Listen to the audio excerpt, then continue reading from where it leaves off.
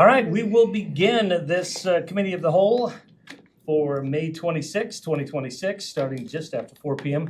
All members of council are here except for Vice Chair Wignall. We will let you know when she makes it back in. Oh, is she coming right in? She's right there. She's out in the hall, so we will, she can hear us, so we'll assume that she's a part of everything right now. Anyway, we're gonna begin with our discussion topics. Our first one is a request for council action, and with that, we will, we're gonna have, is there a presenter we're gonna have with us, Mr. Anderson? Right here. Oh, okay. Hey, look this over here. Why don't you stop talking to him, Mayor, and let him come over and talk? We've got Mr. Chase Andrizi from DAI Utah to discuss a proposed land use project of the West Ridge Academy. So go ahead, Mr. Andrizi. Thanks, Council. I did have some slides that I sent in, or we could.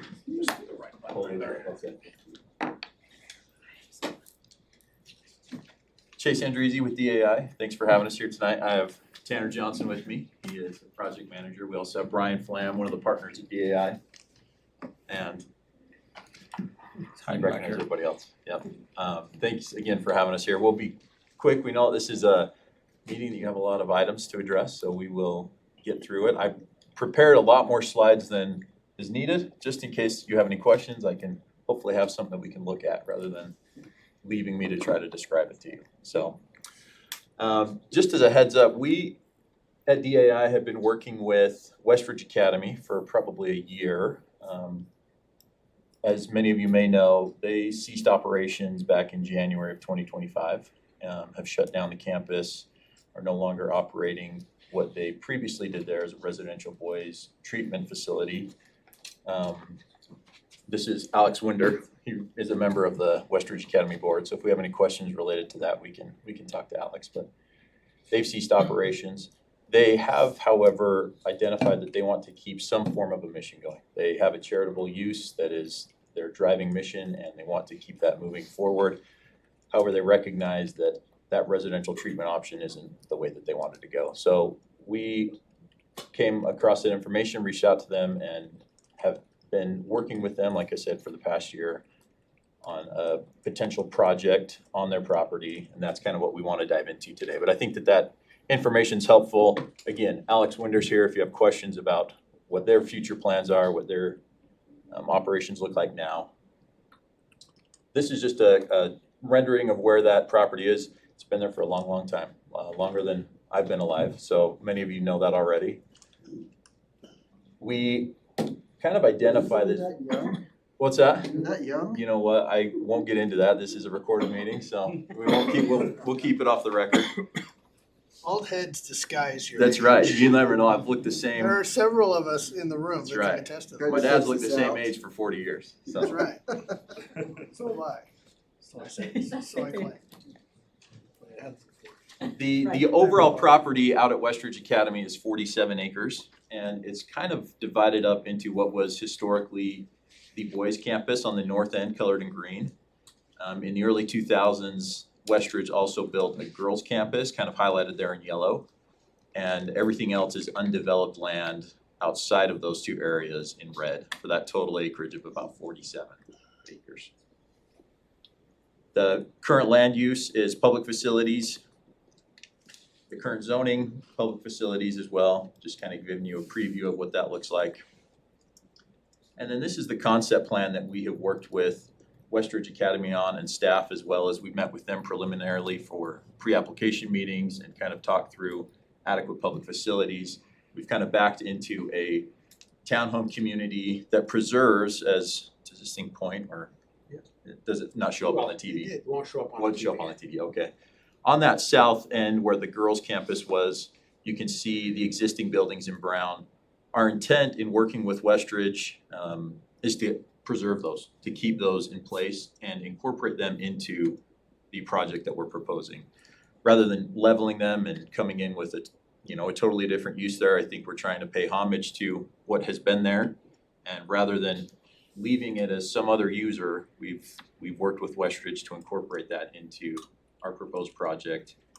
And again, pay homage to those buildings that are already existing there.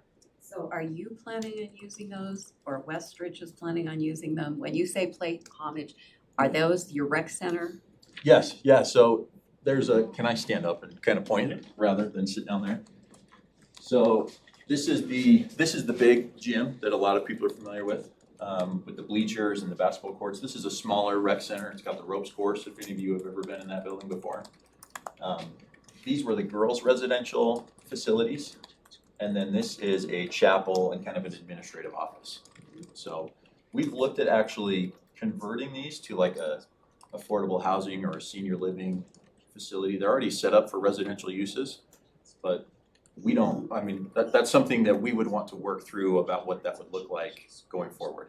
We're really good at building townhomes and making those livable and nice, and we would love to explore a way to, again, keep those in place and incorporate them into the overall project. That answer your question? Yep. Okay. The answer is no, Westridge won't be using them. You Yes, plan to thank turn you. it into apartments. That was the right answer, buildings will yeah. stay, but the use will change. Yes. What we're proposing is a mixture of 6 different unit types, totaling 345 different units. We have a unique unit that we've built in a number of different projects in Salt Lake County that accounts for what we kind of call an ADU within a townhome. That's not a great description because oftentimes ADUs are associated with single-family uses.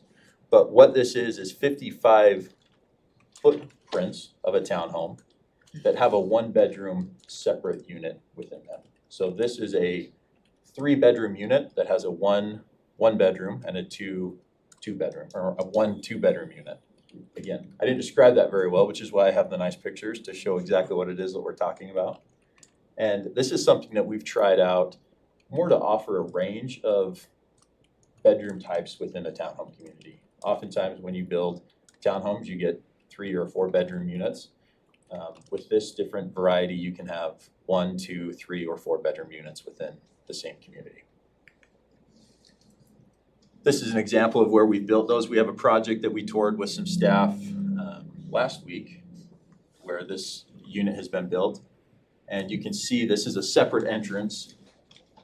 That 1-bedroom unit has its own garage, its own driveway spot, has its own access on the outside.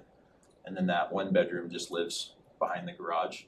The 2-bedroom has lives upstairs and it has a door around the other side.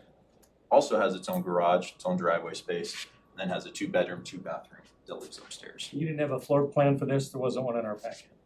We didn't put one in the packet. I can send one. We provided one to staff. But overall, it's the 2 units combined, 3 bedrooms total are about 1,500 square feet between the 2 of them. So no basement. No basement on this one? Correct. We do provide basements in some of the other units. For example, there's some slope that kind of goes down this way. And so all of these would have like a walkout basement. We've looked at doing basements in other units as well. And that's one of the things that we look at doing as well, as how many of these we have basements on, how many are finished basements, how many are unfinished basements. What we found is that when you have an unfinished basement, people use that for storage, which is great because then they park their car in their garage. When you have a finished basement, people often will live in their basement, which is great, but use that garage space for storage and then park not in their garage. So It's interesting that they built garages back in the day for cars, but nowadays they're used more for storage. they're used more for storage. So we're cognizant of that. I put this exhibit together just to show some of the connectivity. So that home, I'm up and down. I'm just gonna stay up, everybody. This home, to get to Wildflower Park, would have to walk up about 1.5 miles down through the neighborhood to get to Wildflower Park. In working with staff, we've proposed a public access trail through the project that would cut that essentially in half, and that would, They couldn't just walk down the road right along the there's side? no sidewalk down here. And this is all private as well. So this is all private, and then you have some commercial and industrial uses down here. Yeah, So there's no access through. Okay. you can't get there from here. Yeah. I thought this was important to call out as well. There is already an existing 6-foot precast fence along the existing subdivision to the north and the north campus, as well as kind of on the east side there, just to show some of the buffering. And then this is a spider web of really what shows the connectivity within the project. So as we build these, we found that they are most livable when you have at least one sidewalk on each side, and in most cases, 2 sidewalks on each side, just to promote connectivity within the community and kind of drive connection between all of the residents. This is also a pretty busy slide, but what it shows is the parking that we've designed for this project. With the total 345 units, we've designed 3.75 parking stalls per unit. And that, Define your parking stalls, I was please. just getting there. So we've got driveway spaces. Each unit has a driveway. Each unit also has a 2-car garage. And then we also have off-street parking. The reason that isn't a 4 is because of this Imperial unit that has the 1 bedroom on the basement. It has a 2-car garage for the entire unit, but one is designated for the 1 bedroom and the other one is designated for the 2 bedroom. So that's why it's just below 4. So we have off-street parking in yellow, driveway spaces in red, and the garage spaces in teal. And are your streets wide enough to have street parking as well? There is, so that's the tricky part. You can do that, yes, and we have areas where we do that by the clubhouse, by some of these other existing uses. Well, that We doesn't can add look like more. street parking, that Yeah, looks like that's- This is designated. off-street parking. Yeah. So yes, you can do that, right? This, you could have some parallel parking here, you could have parallel parking along here. There are more spaces that we haven't counted where it would be legal, street park. Is it Bagley Park Road, the one that goes out on the outside of the property? This one, Bagley, yeah. How could that road accommodate street parking? I know there's a lot of dump trucks that go up and down that road. I don't know how wide it is, that cross section. I've listened to some concerns from neighbors who feel like that's, if there's street parking on that road, that it would be a concern for getting dump trucks up and down that road. Yeah. And it seems like you've got adequate parking inside the facility, but it seems like developments like this always have parking out on the street on the outside of the development. It's not planned parking, but people just park because there's nowhere else to park. Because when you've got that many units close together, you don't have much street parking, right? Because There's a no, double driveway yeah, takes up the there's no, street. there's no curb space in front of the house. Exactly. And that's probably worth us looking at is how many additional parking stalls, parking units we could get within the project, not counting Bagley. Because I think you're exactly right. That's not something we would ever try to encourage is to say, well, we're gonna have extra parking on Bagley, right? We would prefer it be internal within the project. It's something that's gonna just organically happen though, Yeah, it does, based on the nature sure, of the project. So it needs to be addressed somehow, I think. for sure. What about the existing, the boys section? Yeah. Maybe I'm knocking you off your schedule. No, you're good. This is why I have all these slides, is so we can jump back to them. So I don't know, Alex, can I put you on the spot here of Yeah. the plan for the North Campus? Yeah, I mean, we're working with Utah Community Action right now. They're gonna utilize it for a bunch of nonprofits that will help just youth in the community and families in the community. So that's kind of our way of preserving those homes that are there and the buildings there.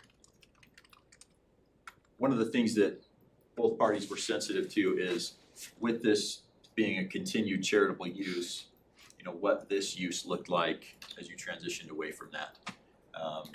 And Alex, correct me if I'm wrong, but one of the difficulties that Westridge had is finding a charitable user that could occupy all of that space. And so they, as a board, decided to enter into a contract to sell that southern portion, but make sure that it was a compatible use with what they have continued in terms of charitable uses on the North Campus.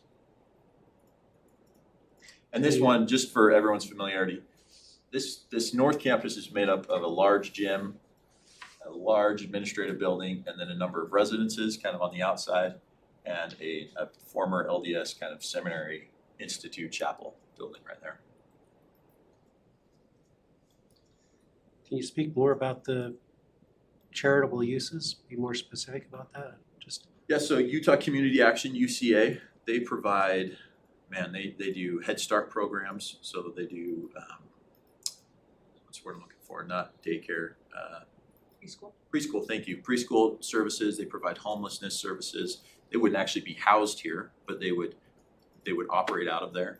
They also have a number of partners that they work with, and so UCA, while providing all of these resources and these charitable services, they don't provide all of them, but they partner with other people who do as well. And so that would be kind of the hub and spoke model that UCA would operate out of here, is they would have largely administrative services that they would run out of here, maybe some daycare uses to further their existing charitable services that they provide. But ultimately, all of that needs to be planned with the city as well, which is why we're here today to talk about this, but we're also not excluding what happens here. And we've talked with staff a little bit about, does a development agreement just cover this? Does it cover both? Do we have a rezone for just the southern portion? Do we talk about a rezone and a land use amendment for the whole thing? And so while we're here to talk about this, Alex volunteered from the board to come be here tonight to also talk about some additional uses on the north campus. As a quick thing, just real quick, Ms. Quick, did you get Alex's last name earlier? All right, just wanted to make sure. Thank you. Again, stop me if you want to talk through any of these slides again. Where we run into anything is obviously, you come to us in the middle of a huge drought and want to throw 300 plus sites into something. That's going to instantly put up more red flags than your red buildings. Fair. You had on that. So tell us what your thinking is there, because we can already tell you don't have enough units there. The Westridge Academy actually has a well on site, and they have, I think, 50 acre feet of water. We've also we've met with Jordan Valley Water to look at their base allocation that they have, and that's something that we've talked with Greg and his team about. So to make they sure have a that- well, that's great. Are you gonna have a water plant there to take care of that water, to use it in your units? Cause We would dedicate, we're working with the city to dedicate those shares, right, and bring the water to the city as part of the development. okay, but you understand that wells go dry, right? They do, yeah, So the well doesn't mean a thing to me, sure. because I also don't know if it has any of our neighbors' plumes in it, which is a very real possibility. Which What may does that mean, mean? Plumes? Is that what you said? we have a neighbor that is a minor, and I see, we have a little bit of stuff there. Got it, You got it, can got just say it. Kennecott. You don't have to beat around. My And neighbor, so for me, that's not a selling point at Sure. all. And you're wanting, what is in our packet is 339 units, but really you wanna add more units because you wanna add that. And we only have 113 ERCs for that area. Yeah. That's a huge deficit. And the other issue that I see is you are wanting to put really uses that are just, to me, crazy, because you've got industrial on one side and you wanna stick a bunch of residential there, and we already acknowledge there's no sidewalk on Dagley. So you could say, well, that's a great area because they can go to tracks, but not What's the safely. industrial, Kaylee? You're just saying Where the sundial is. the industrial is around Yeah, the it? Where industrial's sundial right here, is that? There. Yeah, yeah. That's all so they're not industrial. adding industrial, it's No. just. No, that's Okay, all right. industrial. And then we have single-family homes on the other side. So to me, we have an issue of not, the way it's presented, I don't feel is compatible with the area, and there's not water.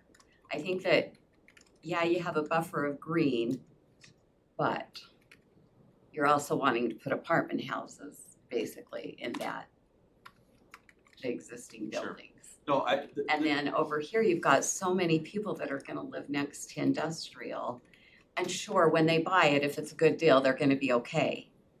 But a year in, they're gonna be writing to us and complaining about the industrial, and I don't wanna lose that economic base that is there. So maybe there's a way that you can do a project here with the existing water and design it so it works a little better with the existing uses, but as is, I can tell you, I can't support this. I don't think it's fair to anyone. Not the future users, not the existing industrial, not the existing residential. I actually think it's the perfect buffer between the existing low-density residential that's out there and the industrial that's there. I think this is, you put in denser housing in between the low density and the industrial, I think that's the perfect buffer, that's exactly what you need. The only concern I have about the industrial bordering this is the houses that back up to Bagley Park, right? They're- yeah, this would be a rear load product, so your front door would be on. I would reverse that and make those front load, just so, looking at your back door, past the fence to Bagley Park. It's really windy, in case you missed it. Wow. Winter's coming in. Yeah. That's the only thing, I would, if I was the developer, I would say, well, I'd put front load units there and have them face the inside street instead of facing the industrial. Other than that, I think it's a lot of units on the land that you've got, I mean, you're only getting 10.8 because you've got a lot of open space on the existing uses and that park area that you're putting on the east side there. I think that density counts the number of units they'll put in the existing buildings. So it doesn't count these, and we're not trying to hide that, we don't know what this looks like, right? What the uses would be in these existing. So the density and the number here just is what you see. Yeah, I don't think you're gonna get housing in those existing buildings. That's gonna throw off your parking numbers, it's gonna throw off your density calculations, it's gonna throw off your ERUs on your water. But what else would Then they what's the use point of former keeping- residential buildings for? That's a great question that someday they're gonna have to answer, but they don't even know right now. Brian and I have talked about this extensively, I'll let him chime in for just a second if that's okay. The three buildings These three. to the right, they actually lay out pretty well as three at-grade two-bedroom units. So we haven't gone and thrown all the parking in there yet, but they would need You could add it. parking addition. If we counted 3 units for each of those, we'd need to be adding, but there's room for it, sufficient parking to make that work. One of the things I have in my head for the bigger building, it's a little tricky because you go walk through it, it's got some offices, which could be used for a lot of things, but you've got this chapel, which you could, it's actually pretty nice building, but one of the thoughts that I had that could be both beneficial for the residents here as well as the businesses around was something like a daycare in there. A more of a, separate from the Head Start that they would do at the UCM, more of a Yeah, that would make sense. community specific. People that live there or work nearby getting deferential treatment to have their kids nearby was, which we've never done before. I've done it in my office parks, I've never done it residential, but it kind of sets up, and I think it would be a huge asset to the community. Yeah, I know the daycare over at the Sunset Ridge Apartments is very busy. There's a wait list. Well, I picture like you go to work, and if your daycare's by your work, it's good for one parent if it's a 2-parent household. Right. But then if it's one of by them your has to house, stay, it's like, whereas this way, it's only one parent has to get home, or Yeah, depending on their age, they can walk home or whatever. daycares Go from in daycare to residential walk zones home. are very. Some of That's- daycares, I yeah, they actually go do up that. to older kids, so. I drop my kids off at daycare walking. It's very dense, which is a Oh, blessing and a Leave it to a curse, dad to say it that way, by the way. But other than that, I think the use is right. I think dense housing next to the industrial, buffering the low density, I think that's an appropriate concept.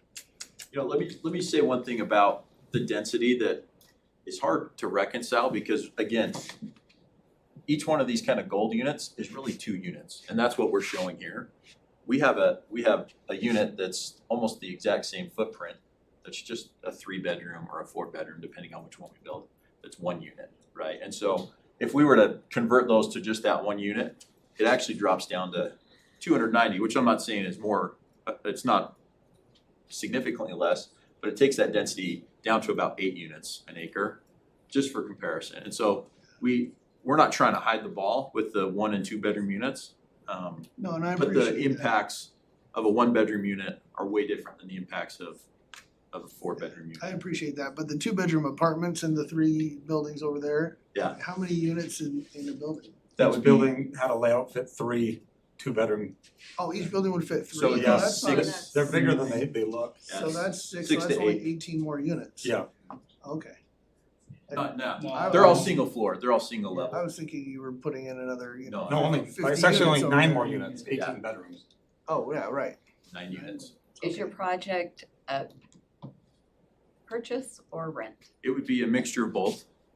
We've done it in And the how's past. the mixture you're envisioning? So that's what we wanna work on with you, right? Which is why I appreciate this process, is because we've kind of looked at this to say, okay, how would we mix that up?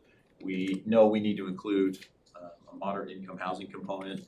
Where do we place that? Do we do that for rent? Do we do that for sale? So just a quick brushstroke of it, we said, okay, we could sell off this portion to a builder who could come in and phase this the way that they wanted to, and then we could control and phase the rest of it. Owner That by would be owner, rented. yes. So all of that would be rentals. Where did we land on the water? 'Cause Yeah, so we've done, of course, the adequate public facilities checklist. We've met with Greg and Dave, and that's a hurdle, right? Nothing happens until we solve that. 345 units and we have 113. 113. Was that in the packet? Yeah. I missed it. It's on There's a letter There's a utility and utility, doc. give Sean with it. Just so Yeah, we're Greg, I clear was for just them- about to have you speak. Yeah. Go ahead. Just so we're clear, for them to be able to provide water, they're gonna have to find outside water shares and deliver those to the city or to Jordan Valley in favor of the city so they could apply to this. Because 50 acre feet isn't gonna handle what they're requesting. So no matter what, they're gonna have to buy water shares on the open market and either deliver it to the city or to Jordan Valley. Greg, my other concern though is sewer, because that's adding a ton That's of the- waste to go down a pipe that wasn't built for it. Right, there'll be significant. And from there to the Jordan River is a There'll long be way. there'll be significant upgrades to the city system if it's approved at this density. They've also done a study, the study has identified which pipes have to be upsized, and it's a large list, it's not a small list. And the developer knows about it, so the best we can do is Yeah, let them know about it so they can decide, is this even a project that is feasible at this density? and I actually like that, I like that we do it that way. Because they come in, eyes wide open, you know, or, We're still here. We know all that information, we're still here, right? They know how, And- it's not gonna be cheap. and those upgrades are gonna have to happen no matter who builds, what, where, right? I mean, We wouldn't let this come back without an Depending- NDA that specifically said, these have to be upgraded. And the developer would make the upgrades? yeah. They would have to do that as part of your. They would So- pay for it. If it So were I to come mean, back, it would I have to haven't come seen back. that list, right, specifically, but they could be upgrading sewer pipes outside of City Hall to make this project work. It goes all the way down. Maybe Halsted not Road. exactly right Yeah. here, but you Yeah. know what I mean, and There's some not too far away. yeah, so these are pipes that are gonna have to be upsized anyway as development happens out on the west side. So I love it when somebody's willing to come in and say, yeah, we'll pay for that. I like that. I like some of the comments from Councilmember Jacob about I do think that it's not, I don't have a problem with townhomes, just a single family homes, I think that's okay, and it could be a nice buffer to this industrial, although I am interested in what the industrial is, I don't know off the top of my head. What's right next to it? It's got, It's warehouse. like some, Warehousing? there's some, yeah, you've got an a mechanic shop, you've got an aggregate processing right here, you've got on this side, Chuckers. yeah, rock checkers. Yeah, that gives me a sense enough. And I also agree with some of Councilmember Whitelock's comments. I feel like it's too many. I am really worried about the water. But I was really intrigued by this idea of a townhome setup that had a 2-bedroom and a 1-bedroom. I was just house hunting with my little sister and she was like, I wish there was a way to buy a 1-bedroom, so I can start building equity, but she doesn't need more than that, so I was excited to hear that. But I feel like I've had like a roller coaster of like, oh, that sounds great, but I don't want it to be for rent. And I don't want it to be so many, and I agree with a mix of both of these things. But I think it's exciting to think about some kind of planned community here in this space. It's an interesting part of the city. If you I were think it just oh, needs some more sorry. work. You're Yeah. fine. if you or the city started looking at the traffic impact and all this, I mean, there's just We've done a two- preliminary. two little Yeah. outlets there for, You know, the interesting thing about this site is that, and this didn't show up very well, I apologize, but you can't see the roads here. You've got northbound Mountain View, southbound Mountain View, you've got Old Bingham, you've got New Bingham, you've got 90th South that all have access points to major corridors. So And the 3 purple squares there is 5600 West on the left side. thank you, So- yep. You've So got, that represents roads, the little Yeah, square. again, that's not a great, here, this one's better. I don't know why the aerial didn't come through, so you can get to Mountain View here, you can get to Mountain View out to Bagley, Old Bingham, there's a Mountain View on-ramp here and here at 90th. You can get to New Bingham, you can go down 90th to get to Bangerter or down Old Bingham to 90th to Bangerter. and 5600 is right Yeah, there, you. between that and. This one? Yeah, that Yeah. one. The Old Bingham, is it going to stay on Mountain View though? Or are we losing that one? And let me just say, again, I actually appreciate this process, the adequate public facilities checklist. We know what we're getting into before we decide to move further. And sitting down with council at a session like this and just getting some initial feedback is helpful because no project that we've ever brought in a meeting like this ever looks like this when it gets built, when it gets approved, right? It goes through this iterative process where we make changes, we update things, and so it's helpful to get in early and have these conversations so that we know what to improve on and have answers to the next time we sit down to talk. I'm personally really concerned about the neighborhood to the north and to the east and the impacts on those neighborhoods. I'm also quite concerned about the impact on the industrial users that are already there. Yeah. Just with traffic. I'm really, with traffic and just additional people. And Because reality says that's 345 units, which means double that for the amount of cars. Or more? And you think about the parking that's going to occur on Bagley Park is going to really restrict travel on that road. It's another reason why they should be front load there instead of back. And then the road that is just to the west of this, Right here. yeah, and it goes through the I'll the pull up that residential aerial. neighborhood, yeah, it shows, here. follows that red path. Drive. That road is already getting a lot of dump truck traffic that it shouldn't be getting. And I'm just concerned that a lot of cars going down that road is going to really impact the neighbors in that It'll be a area. cut through. It will be. It'll be a The cut fastest, through. it's the fastest way to 90th. Well, and they even have cut throughs through the neighborhoods for the development to get to So transit. That's on. when you talk about 700 or whatever cars going potentially up and down that road, where, it's maybe now just a few dozen cars that are hitting that road in a given period of time, it's gonna be a big impact. I happen to know there's already a storm kind of brewing In the in that neighborhood. neighborhood, Yeah. right? Is this in your district, Ken? Yes, it is. Councilmember Jacob, you were saying front loading, so people would come in off of Bagley right into their driveway? Well, in that no, area? no, No. front Okay, loaded, that's- so I just wanna make sure. oriented the same way, but have that be Put the the front front of door. the house Right. with the Instead of driveway. these, yeah, I instead wanted of your to front just- door here, flip Yeah. that. I wanted to Just just make sure you Yeah. weren't. Cause if you have Way crazy. backyards on Bagley Park, you won't have nearly as much Only medium. on-street parking happening on Bagley Park because it's behind the back fence. So question on when you showed the Yeah, the fence exhibit. Yeah. Yeah. Now you're gonna have, Here it is. yeah, no, the other one. Oh, this is the fence. Okay. So this is, yeah, Okay, there's yeah, the that existing one. 6 foot So precast. there, but then you're going to have your development and then you're going to have this community thing. And what's gonna be the divider between there? Between the north and the south Uh-huh. campus, we don't intend to have one there. Okay, Yeah, we intend to have that just kind of be a neighborhood road and again, have them compatible with one another. So I didn't notice this before, but you're right out of Bagley, where we're talking about a lot of dump trucks, you're planning just a 3-rail fence?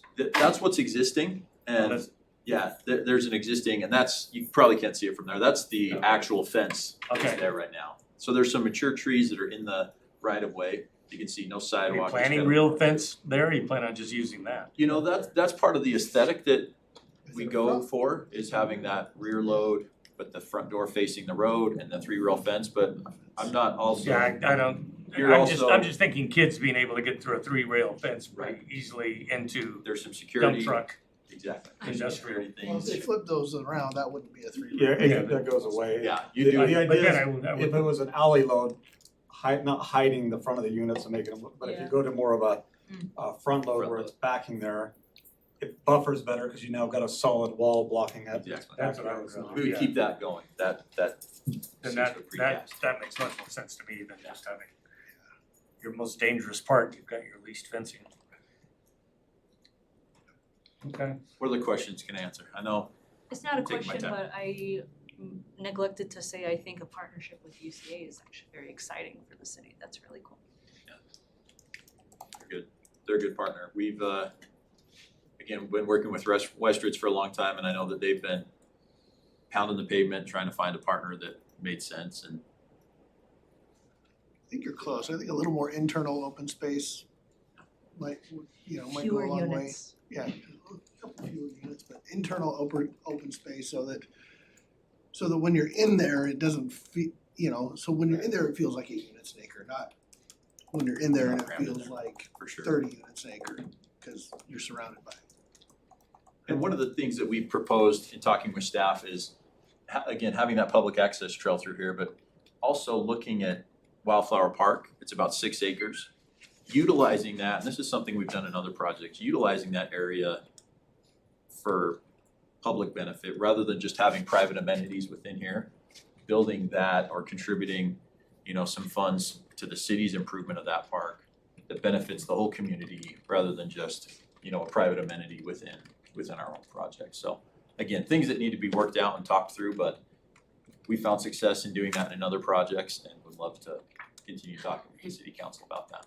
okay, we've heard a little bit from, city staff. Are there any other members of the staff who feel like there's something we need to, know about this, or? If I could, Chair. Yes. What I really appreciate about the council is that over the years, you haven't pushed back on higher density multifamily, but rather you've looked at where's the appropriate placement of that higher density housing. Near transportation corridors, track stations, things like that. So while it's important to look at the internal dynamics and mixture of housing types, it's also, especially for this site, it's critical to look at outside the context. So I appreciate those comments. Council's probably not aware of the high volume of calls that my office gets. Bagley Park is our oldest industrial park in the city. You've got a lot of really intense uses, and I get a lot of complaints in my office from industrial to industrial uses. It's just, it's quite intense. There are times where I can't even drive down Bagley Park because of the semi trucks. So the council, if you're considering this, really needs to really carefully deal with how people get in and out of this area, how that affects the existing businesses. And then if you haven't already, I would encourage you to go out to the property. The property is much higher in grade than the neighborhood to the east. there, it steps up quite a bit. And all that green open space is basically a detention area. And that it drains over to the wildflower park that Mr. Andreessen was talking about. So I would encourage you to continue the dialogue, you know, if the council wants to see this type of housing in that area, I would wanna know how they're planning to address the impacts to the neighboring uses. That is a major concern that I have. I really do like their imperial units. I wouldn't toward that. I think it's an innovative look at townhome development. So whether it's here or elsewhere in the city, I would love to see that type of unit. I would if That's they're like the for two-bedroom, purchase, not Two for bedroom, rent one though. bedroom. It's like an inch of foot. But those are just my concerns, Chair, is just how this interplays with the surrounding area. Yeah, thanks so much. I need to drive over there. The rebuttal on yours, well, let's go here and then we'll give you a chance for a quick rebuttal, then we'll wrap up. Interplay with surrounding area, immediate neighbors. Chief's mentioned the distances to mass transit, but also interplay with schools. There's a lot, sidewalks, safe walking routes, some of those kinds of considerations. This area, because it's our oldest industrial area, was not developed with any sidewalks. It's not from to the south and to the west, it's not pedestrian friendly. But there's really not a good reason for anybody to wanna walk south and west of there. And that's kind of what we've You're not identified, going yeah. anywhere. You're not going anywhere cool if you go south and west of there. As a city, we're working on it. Some of the new industrial places do have sidewalks in those, not very many, but some do, 'cause we do require that now. There are, Glad we're realizing industrial needs sidewalks too. I mean, this, It's an industrial. I worked it out across the street from Denon when I got married in 1998. That's where I worked, and it was the middle of nowhere, It was at that time. and this industrial park was there, Mhm. and it's all that was there, and it was a long way from everything. And I hated driving. But across the street from Dana, they do have sidewalks. Yeah. We're at a point we need to start moving No on, rebuttal. but do you have any comments you'd like to make? No, after again, what I'm you just heard? appreciative of your comments. Really, that's what makes these projects come to life is getting feedback from staff, from you as council. And again, we know and acknowledge that it's gonna look different, it's gonna change and it's gonna get better. And we just appreciate the feedback and the open-mindedness as we've talked through it. And hopefully we can continue that discussion. Okay, do I have four who are okay to let this continue further into the discussion process? We can look at it again down the line. I know. Wait, what's the alternative? Like saying no development at all? Well, Wait, say no to Just- this Just plan. saying this, not this use. Well, we're not taking a vote on it, it's not really before us as a Yeah. motion of whether we're gonna approve it or not. I think what we're saying is, But you're know, saying is know you to what wanna- this is you wanna and put you it probably on have to an come back with agenda. something different. What that is. Yeah. I don't know if you need to I think vote on you're it. close. I think you got the information from us that. Okay. Yeah. We would like to see development there, but probably not this. It's a little bit too much. So. Any kind of feel for what too much means, because I can appreciate that, and we'd rather. Well, I mean, you guys aren't. Be someone that you support. 113 ERCs, that's what we have. And if you haven't heard, Utah doesn't have a lot of water because it's a desert. Just don't bring a data center. So actually, They don't use water. Keely's like, I don't know. I think a data center could go there. What would you guys suggest putting there? Like light industrial? I'd suggest a data center. Ken doesn't I wanna think get right reelected. against Honestly, if you put in homes similar to the neighborhood to the north, that might be something to look A at. single family. I think at least on the Well, north, you'd need a on the higher. north end and on the east Higher use. side, they Right. should, light they should be industrial. single family homes, Along the That border. buffer is something we can at overcome. least, yeah, they're. I think You don't have to less have the units, buffer. fewer units. I don't To me, think fewer units. The single If we're family gonna homes have are housing buffered there, I would not really like bunch because rentals. that. They're about boys ranch is 120 What we're feet told is away. we need homes for people to buy. And we need developers that want to think we build need to homes create for a- people to buy. So think we we own need a Candlelight buffer. Homes as well, so we like to do both, it's just a matter of finding the right balance. So we just did one in South Jordan, You've done where a we, project where here as we've well. agreed to do part for rent, part for sell, and Mhm. that's something we're open to, because we can do both. I think as a council, each member of the council needs to go out there and Yeah. experience the use that's happening Yeah. out there.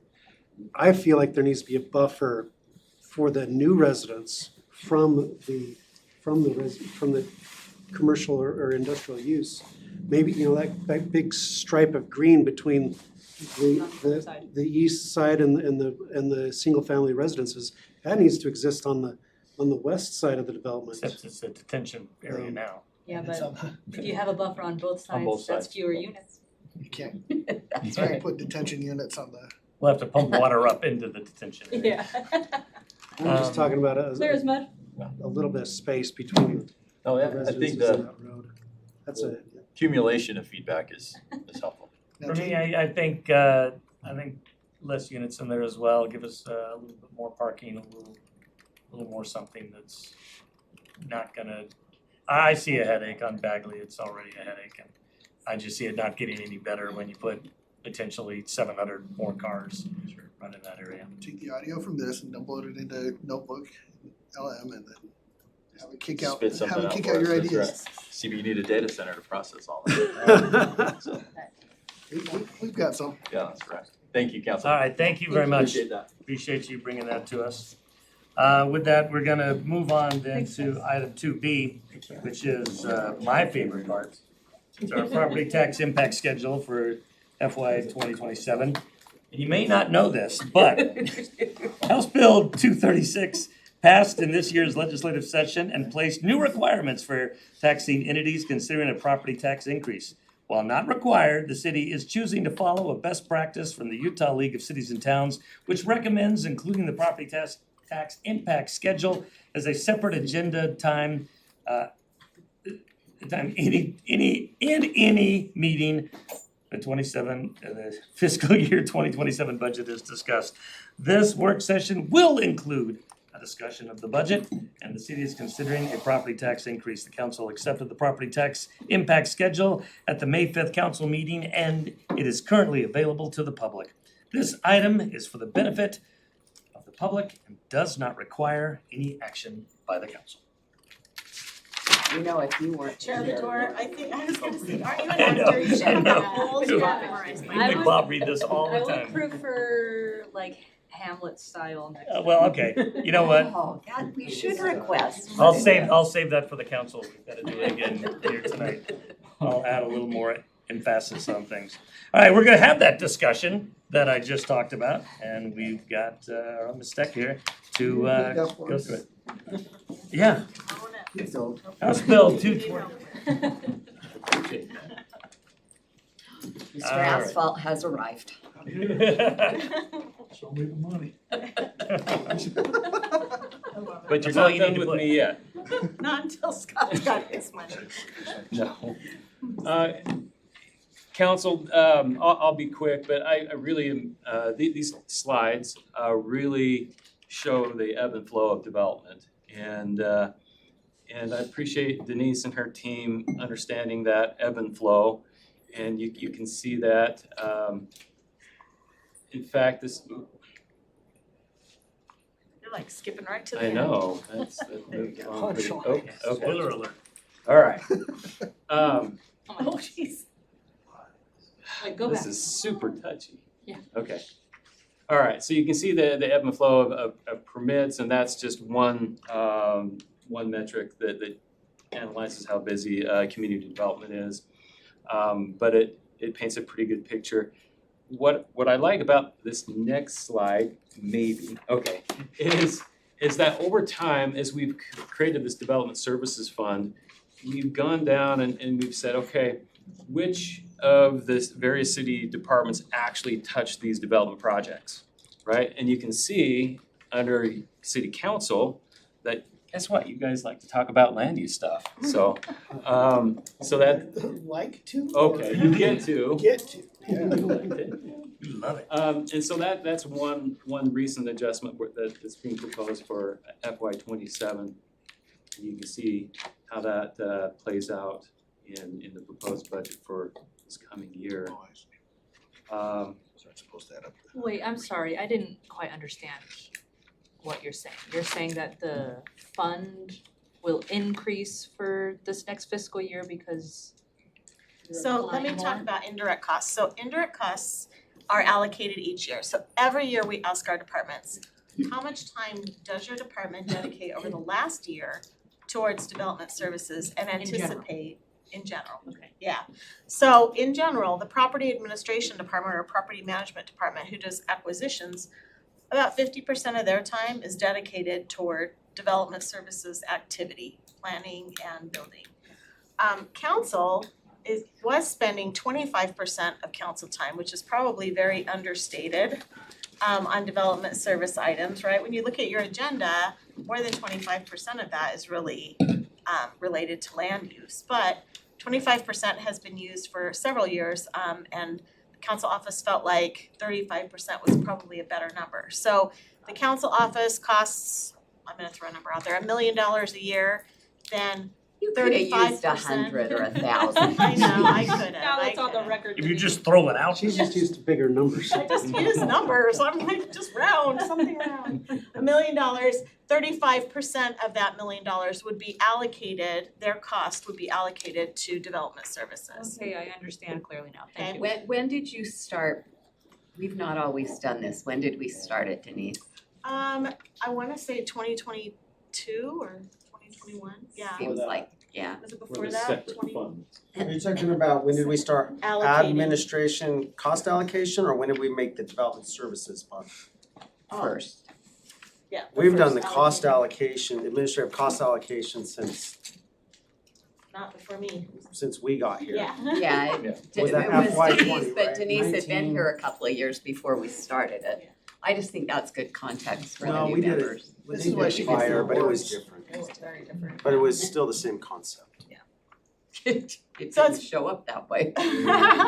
It's very clear when you go, okay, you know, the mayor's office, 20% of the cost of the mayor's office is allocated over into development services.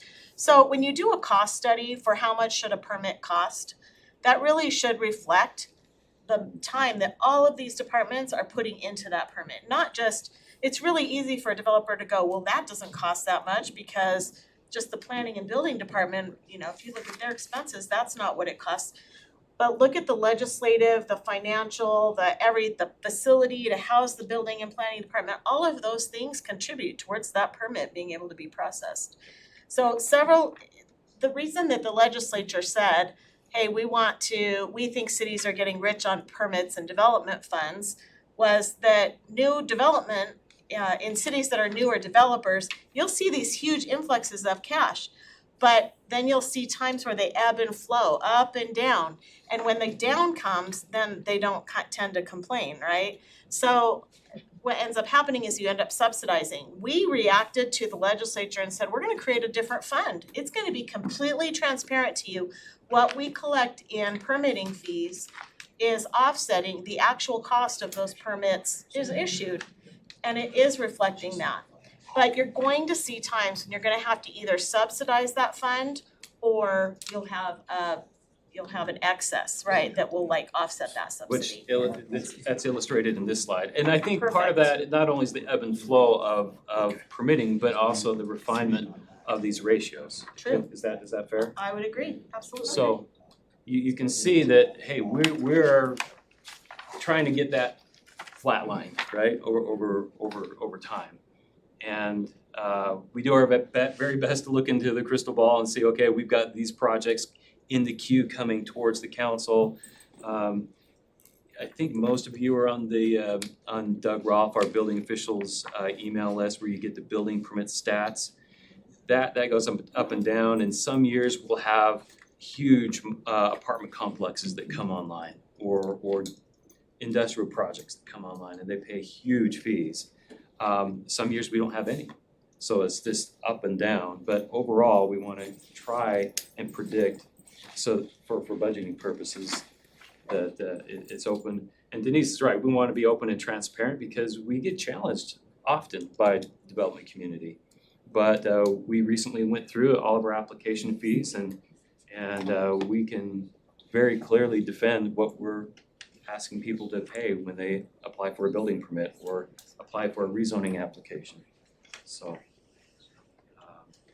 But what that means here is, right, we got $2.7 million of net change, revenue to expense in 2020 because we had some larger industrial projects coming in, larger multifamily projects, those kinds of things. And in 2021, we made $2.2 million.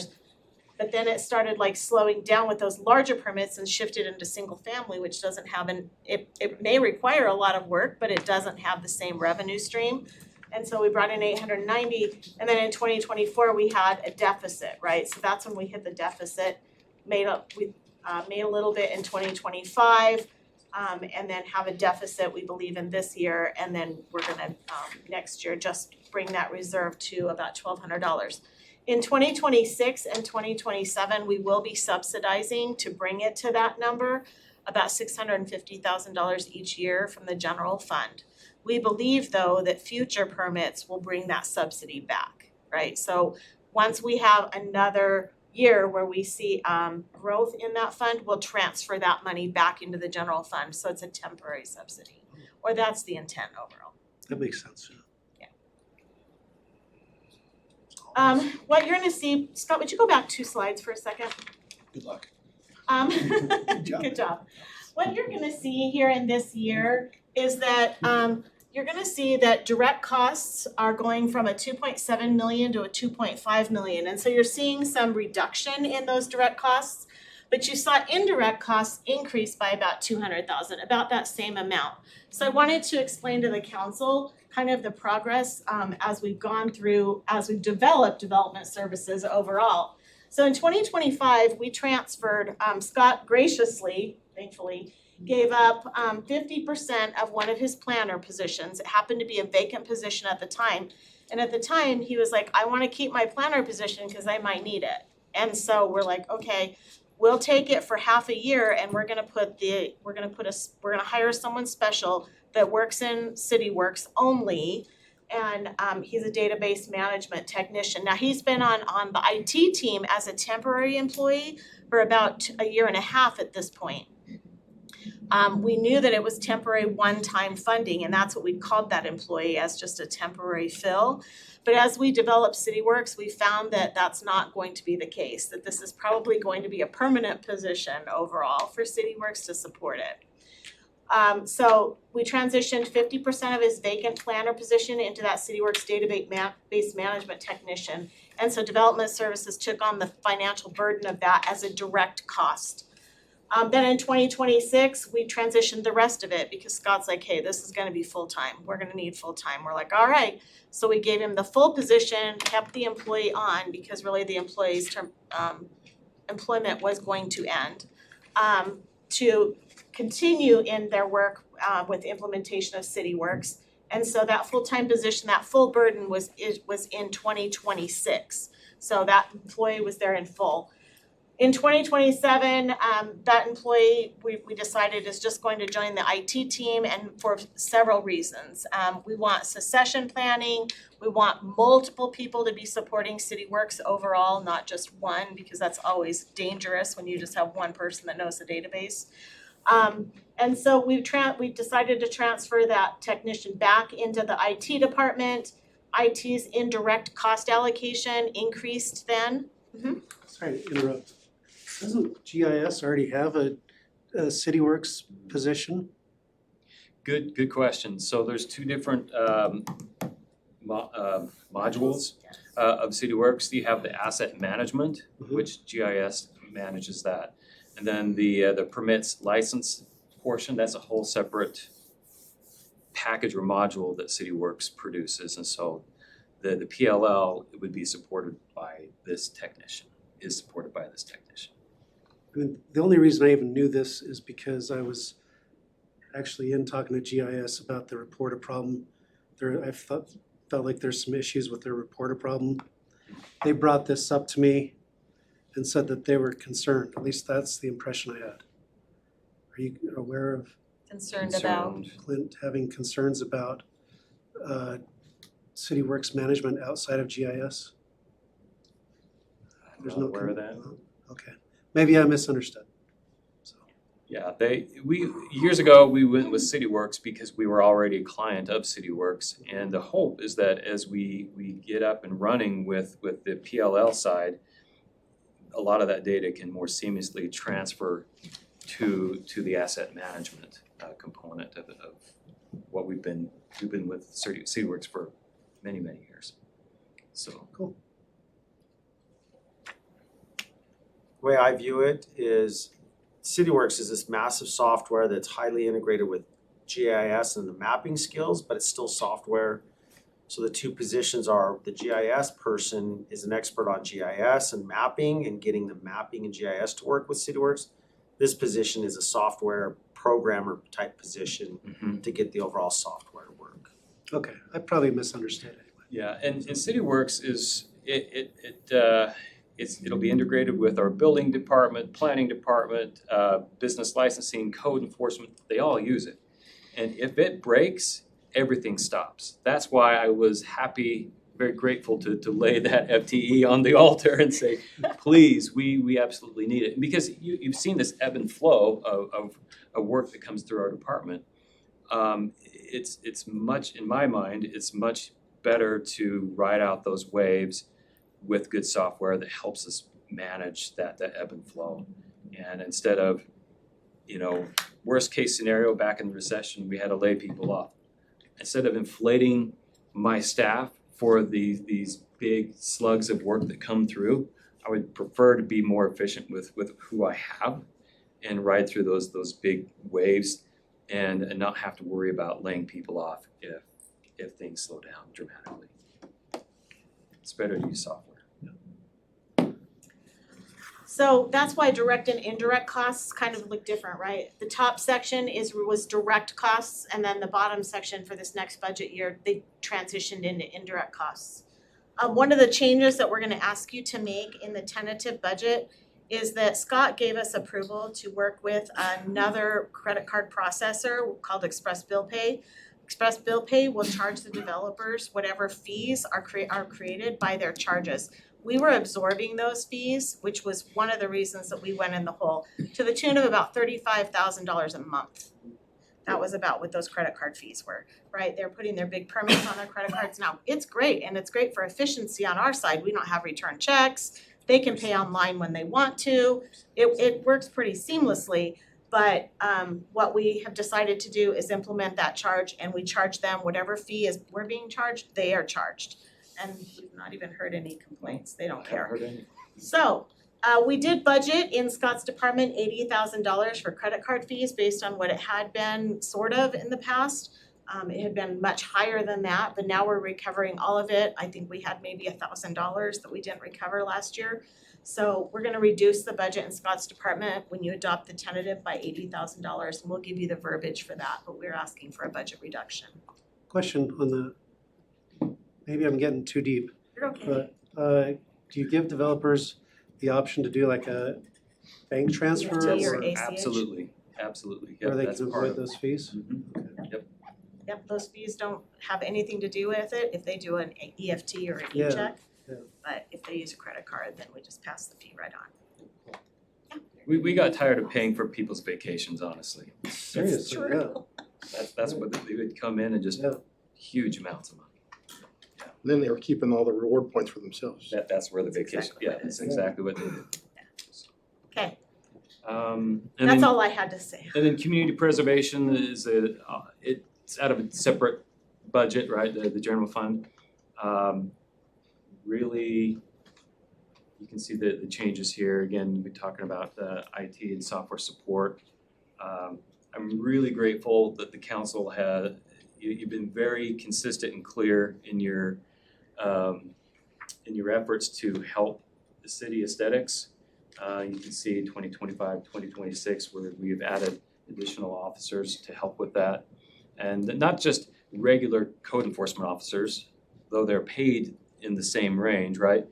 They have specialized skills and points of focus. So we have neighborhood improvement officer, and then with our short-term rentals and our good landlord program in 2026, we have a housing officer.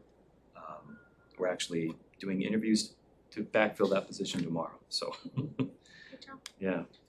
Scott, did I see a pointer moving across the screen up there? It's Not a red dot. from me. I know, I kept seeing a pointer too, it was like a red dot. Yeah, it's on the computer. That's so weird. Where, how do you get to it though? Somebody using out the there with a mouse. laser sight. Yes. Click the button, you don't use the mouse. These ballistic windows. That button on that? I just advance the slide. Oh, he must be. Oh. Oh, If you see it rest on the side of my head when you say something. That has, probably didn't know. I've never, I was like, I've never seen the pointer. Scott must figured something out. It's up there, but I don't know how to move it. Goes too fast.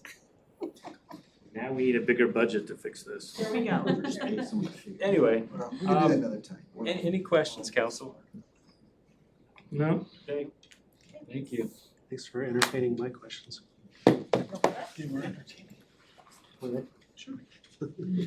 Council, we are going to, Denise and Alan, can I ask just a general question?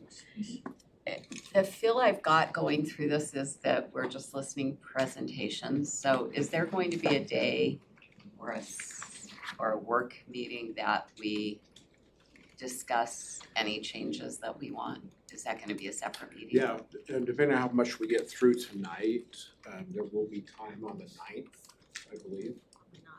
Maybe probably not. only gonna have to do Brian and Greg on the 9th. Save the best for last. So, 23rd, or Probably. probably the 23rd. You still have to approve a tentative.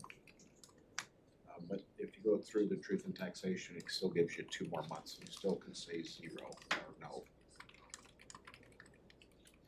Unless You we know, plan other meetings. Have you been, You would make a good politician, cause that was not a clear answer at all. But we'll move along.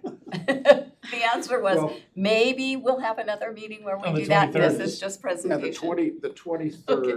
the 23rd, we should be able to have time for the council to discuss options. Okay. Right. Okay, Yeah, that's what I heard him say.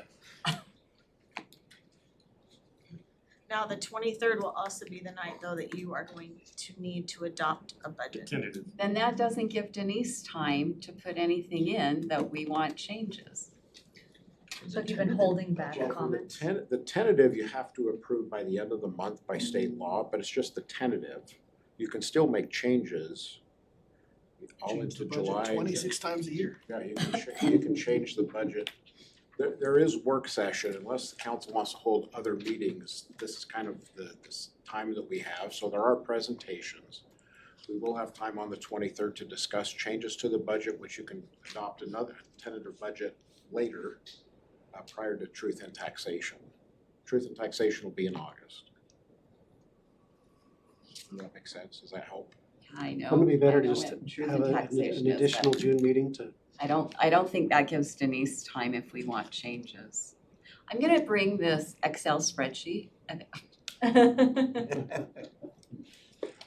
So With do that, I thought you, this- so I sorry to think what, interrupt, but I I thought this think is the what way we've kind of done it. Councilmember Whitelock is saying is that June 23rd, you will be adopting a tentative budget. So if your work session on June 23rd is about any changes you wanna make before you adopt a tentative, that will not be an option.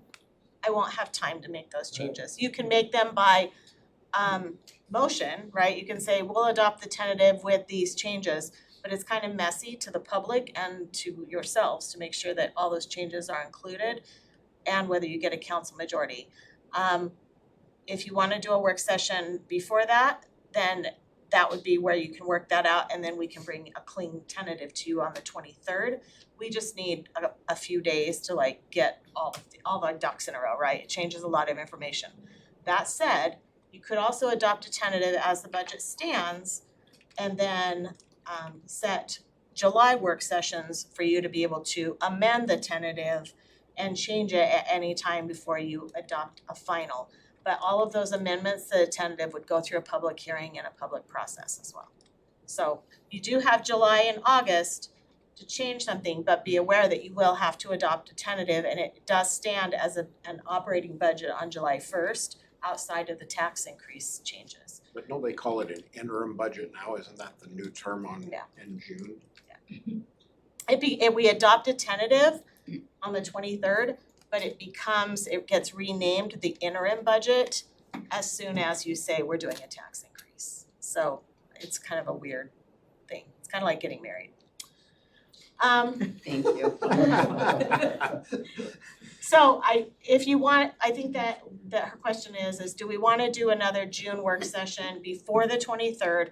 Or council, are you comfortable with your current work session schedule and adopting a tentative as it stands without discussion? And then having your discussions after the adoption, because it does stand as an operating budget on July 1st, whatever's adopted on the 23rd. Is that something the council would like to look into, one more meeting? I thought I these don't care. presentations were when we gave our feedback. So I've been feeling like as we've been going was when we were gonna ask questions if we had them or. I thought we did a lot of questions last time. We've asked questions and we've got information, but we've not made no changes to the budget. We've taken no stands on changes to the budget. We've listened and we've asked questions and heard responses. To me, they're different. I go back to the question, do we wanna have a meeting, an extra meeting before the 23rd on that Tuesday night? Well, it depends. Does anybody wanna change anything? I mean, if you've got a list of stuff to change, Well, you can bring it up now. You don't have to wait until a third meeting. these are parks and public works, so we'll But if get she's to been them. like holding on to things with a misunderstanding that there's gonna be another meeting, then I just wanted clarification. That's the way I always thought. I always How thought we're we doing it, heard it all, because we we did the haven't. tentative, and then we spent another month or so going through it. So we've had a work session on mostly administrative, right? That was mostly our first work session. And so everybody was comfortable with those budgets is what I've heard from the majority of the council, that there were no changes. You are coming up with the departments, right, that might have a little more controversy. right, but there are some unanswered still, right? On the administrative side, I'm not sure what the support was for the passport full-time person or the customer service person at Public Works. But if there's a majority of support, then we just move forward, right? So then we don't have any more questions. But maybe on the, I don't know what your timing is as a council, just But that's what I don't feel we've given you feedback on that, right? I feel like we asked questions, you answered, but we didn't say yes to the extra this or the extra that. We just went through it. That's why I had the question. Who's there besides the full-time transport person? right. It's okay. I have an easy way to handle all of The- this. Okay. Cause I'll just say it right now. I am against the tax increase. I feel I do not support the every year we should do a tax increase. I don't support it. I just don't. But you voted no to think every so. budget I've ever seen, so I don't know. That's not true. I- You haven't, that you I've didn't, seen, before you that paid I've seen, attention to the that I've city. seen. Yeah. It is true, Right. because it's what I've seen. Yeah, But, one so, year. Okay. God, I guess I've been here longer than I thought, or less than I thought. Third budget. I'll ask one more time. Is anyone else on the council wanting to do a meeting that Tuesday before the 23rd? I would be willing to. Yeah, I'm willing to. I just wanna know. Well, if we're willing, I can put it on the thing, so. Then I'll address Mr. Anderson. Let's put a work session on that Tuesday that we can address some of these. I believe we could probably start that at 6. So this is a work session to discuss changes to the The budget tentative budget that we can hopefully get Ms. that Steck we've seen so before far. we go to the 23rd and have to do the tentative. Got it. Which has that big word tentative in it. And maybe we'll see where we get with the next couple work sessions. We just Cool, don't but know. for right now, we'll have it scheduled. We can It's good. take it away if we need to. Awesome, all right. Now we can continue on. Right. No, we wasted all your time. You'll need to move. We'll try to keep this short. We'll see what order these slides are in. Okay, perfect. This is the base budget, as we recognize. We are a 3-person shop. I'm recognizing that there is a vacancy that we have currently. I'll walk through my slides, talk about who's doing what, and then talk about this vacancy that we have out there and the future of the Office of Economic Development according to that. So this is, again, kind of a base budget as you take a look at it for 2027. I had this opportunity to think through of what I wanted to present on today. I really like the mayor's 2026 theme. rooted in community and growing with purpose. I want to lay down 3 roots of my idea of what I see in community with the vision, mission, and values of our Economic Development Office. This would be a great time if you do want to provide a little bit of feedback. Say, hey, I agree with this, or hey, I don't. I'd be happy to hear from you and make some adjustments as we go. I also want to lay down 3 purposes of economic development, and that will be the recruitment, redevelopment, and retention type activities that we're going to do. So as I first talk about and think about communities, our residents and also our businesses have opportunities and choices of where they live, where they shop, where they work. We want to be that choice. West Jordan is an incredible place where all 3 of those things can happen, and we want to capture all of those things. So that is the vision of that community of economic development. Additionally, too, what are we looking to do on a day-to-day basis is we want to be the advocates for the city. We want to facilitate the discussions in order to have long-term quality of life and economic success for both businesses and residents here. And we'll do that through our quality recruitment. We're not going to say yes to every project. We're going to say yes to the compatible projects that have high-value jobs, that have a lot of capital.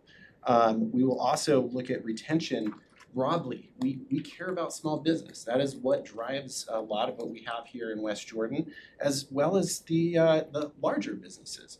We recognize that they're all very important, and we have different ways that we're going to engage with each. And we also recognize, too, there's a lot of potential for redevelopment, but we want to be very selective. We're a small shop, but what we want to do is look for those high value, high probability types of activities we want to do. I really like this picture here. You can see that we have federal, we have state, we have local government, along with one of the community members opening up Walker Edison a couple years ago. So this is one of those slides that I love to see everybody coming together. Again, we support the free market. That also means, too, that in strategic areas where the market is not participating, we might want to put our thumb down on the scale a little bit. And that's through our different programs, that's through engagement, that's through some of the unique offerings that our city has, a friendly business environment, like working together quickly. And we recognize, too, we can't do this alone. We have our partner communities. We have our school district that is an important and vital pipeline to the industries that we're looking to support here, along with higher education. The county's a major partner in what we do. We had an excellent conversation with them today, both Paul and I, and we recognize that we need their partnership. As we recognize, too, we've got great nonprofits. We've got Economic Development Corporation of Utah, we've got 47G, Bio Utah, and we have so many different chambers that we could potentially work with. One thing that I've learned about our location here and what we do in Scott's office is that we recognize that speed is an incentive. Companies going through this process can happen really quickly. And again, we're okay with putting our thumbs on the scale for certain projects to attract compatible industries, high-paying jobs. And again, we aren't just taking people's word for it. We want to go out and experience. We want to go walk the sites. We want to see some of these locations and some of these devices that are being proposed to be brought to our city. We want firsthand knowledge to help you make the best decisions on long-term commitment. So let me tell you about the things that we want to do in this next year with this base budget proposal. Recognizing that we have the opportunity to increase our marketing materials, both online and also in person. When we were at ICSC, the mayor, Paul Coates and I, we walked around and we gathered people's materials, different cities, different locations, and we are putting together a portfolio of best-in-class marketing and being able to showcase our city, not just in a broad way, but also to very select industries. So if we have a life science group, hey, here's what we want to talk about with life science. If we have advanced manufacturing, be really on target with our marketing materials. Again, nonprofits and statewide entities are EDC Utah and also the Governor's Office of Economic Development, continuing to partner with them. They have a lot of deal flow. We can create our own deal flow, but we recognize that they're important. The one thing that I would like to do each and every quarter, and I know this is gonna be really hard to do 4 times a year, but I really love this picture. This is a picture of our mayor with Salt Lake City Airport Advisory Committee and 40 of the states, I'll say they're working in economic development or adjacent to economic development that have never been to the airport before. That is huge. If we can have one of these type activities a quarter to where we can showcase and we can bring people in, that's really gonna put West Jordan on the map. I know a few of us here had a chance to go to that. It was incredible to be able to just show that. And I'm also excited to see as a follow-up, we have Beta Technologies currently at the airport looking, and they're looking at how to electrify that airport. So that's really, really exciting to hear today. So recruitment, this is something that Paul Coates and I are working on, as well as Paul Jerome. We are a team effort when it comes to recruitment. We recognize retention. This is where Paul Coates is incredible. He's been working with our city for a number of years. We recognize that every size of local business development, through whatever growth trajectory, we want to support them. We recognize that's also looking at our chambers of commerce and saying, hey, is the right mix there? Is it getting small business? We might want to think about how to engage with small business, looking at other chambers across the city. Again, we really like the fact that we want to develop relationships with those high value industries that are here. Think about like where all our property tax is coming from, those types of industries, making sure that they're happy. And then also, one thing that is an emerging conversation is workforce housing. Are we able to develop and participate in workforce housing in order to retain companies here? That's something that I think some cities have started to think about and try to figure out exactly how to work through. We've got an excellent a prefab called Polaris Modular that we had a chance to walk through a month ago. There's some, say, interested activities we'd like to do there. Redevelopment, this is our city center project as well as a few others that are out there.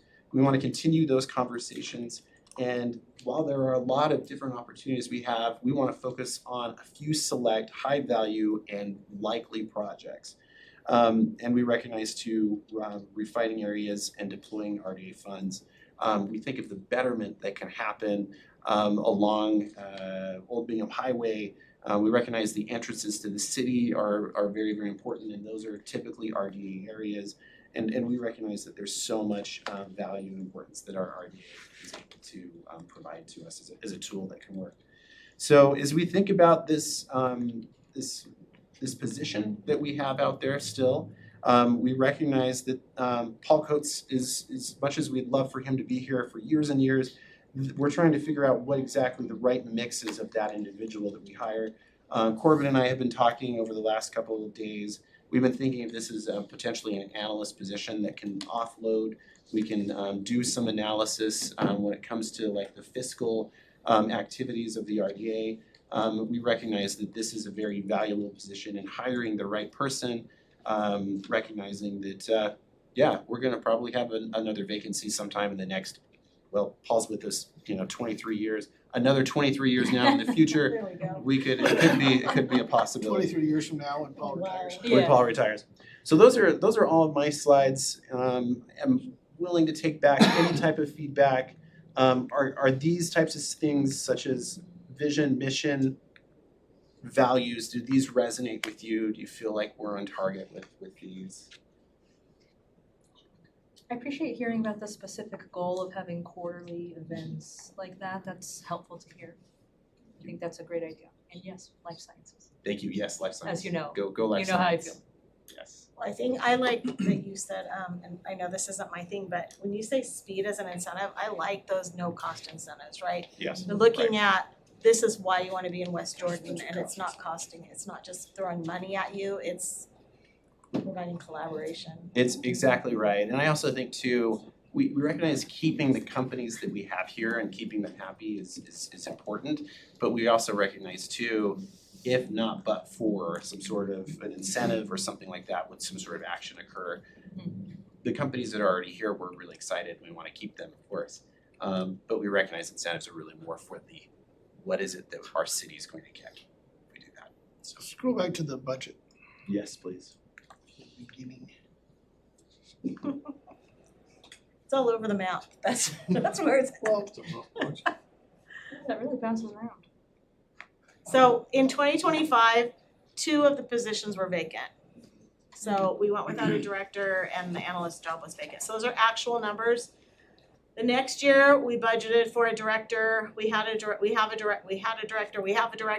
vacancy, but we've kept that 3rd position open as well. And then the new director has come in. So that's why that makes a difference. I love everything you said about retention and the other 2 R's, that you redevelopment and recruitment, thank you. All the 3 R's, that was great. All good stuff, goals, objectives, all good stuff. I just don't see it in the budget. I'm not. I don't see, you know. We're a really lean shop, and I think that's the other thing to think about too, like when it comes to operations. I mean, if you take a look at like a design and print website we can do in-house, a lot of the activities that we are visiting with, I would say one of the biggest operations kind of costs would be our relationships with EDC Utah. And if we were to move forward with 47G I think is like 7,500. I mean, there's definitely, I'm gonna say, we're a lean, mean fighting machine at economic development. Yeah, I get that. We saw the front page of the budget presentation a couple weeks back. It said economic development was one of these 5 pillars of the budget. Yep. Okay, show me. Yeah. You know, I'm saying status quo I see. is what I'm saying. Well, if I were to like put a little bit of context around it too, this is probably 1/20th of the budget when you consider the RDA. Would you say that's close? Oh, less. Yeah. Yeah, like 10% So or when less. you talk about us keeping the lights on and then the tools of what we have with the RDA and the funding available for that.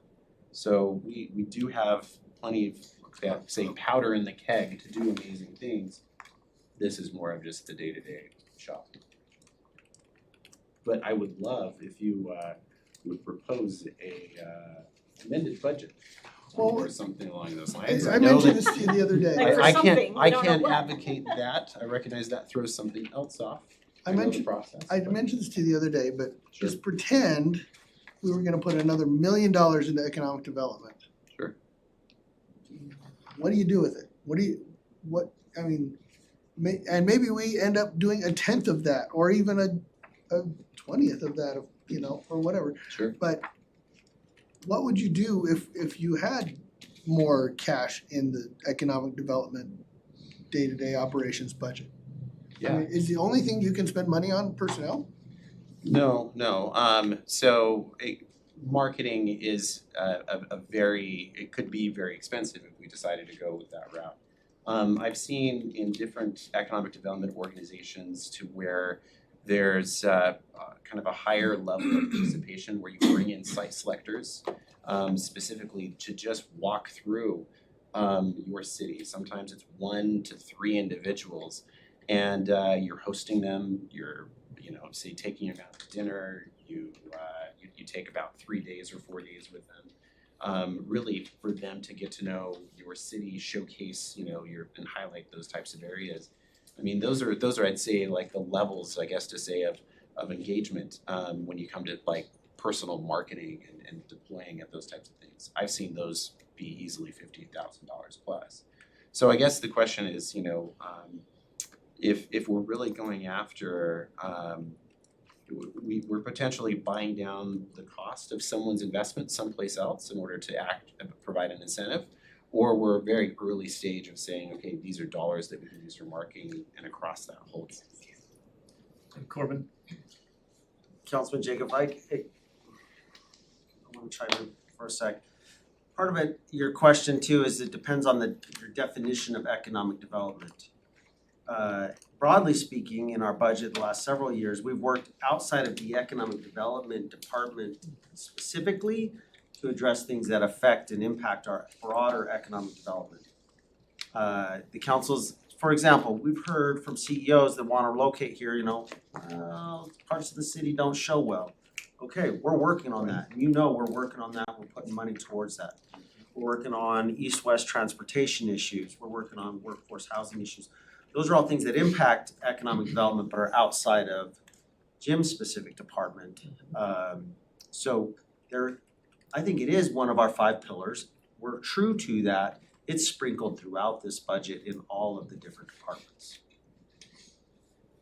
Perhaps including transportation. Right. Right.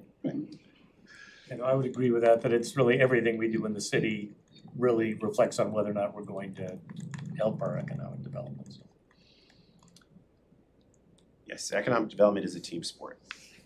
But again, Yep. I so see you status take quo. all the credit. I know. And that reflects in the sales tax revenue number projection that we got was status quo.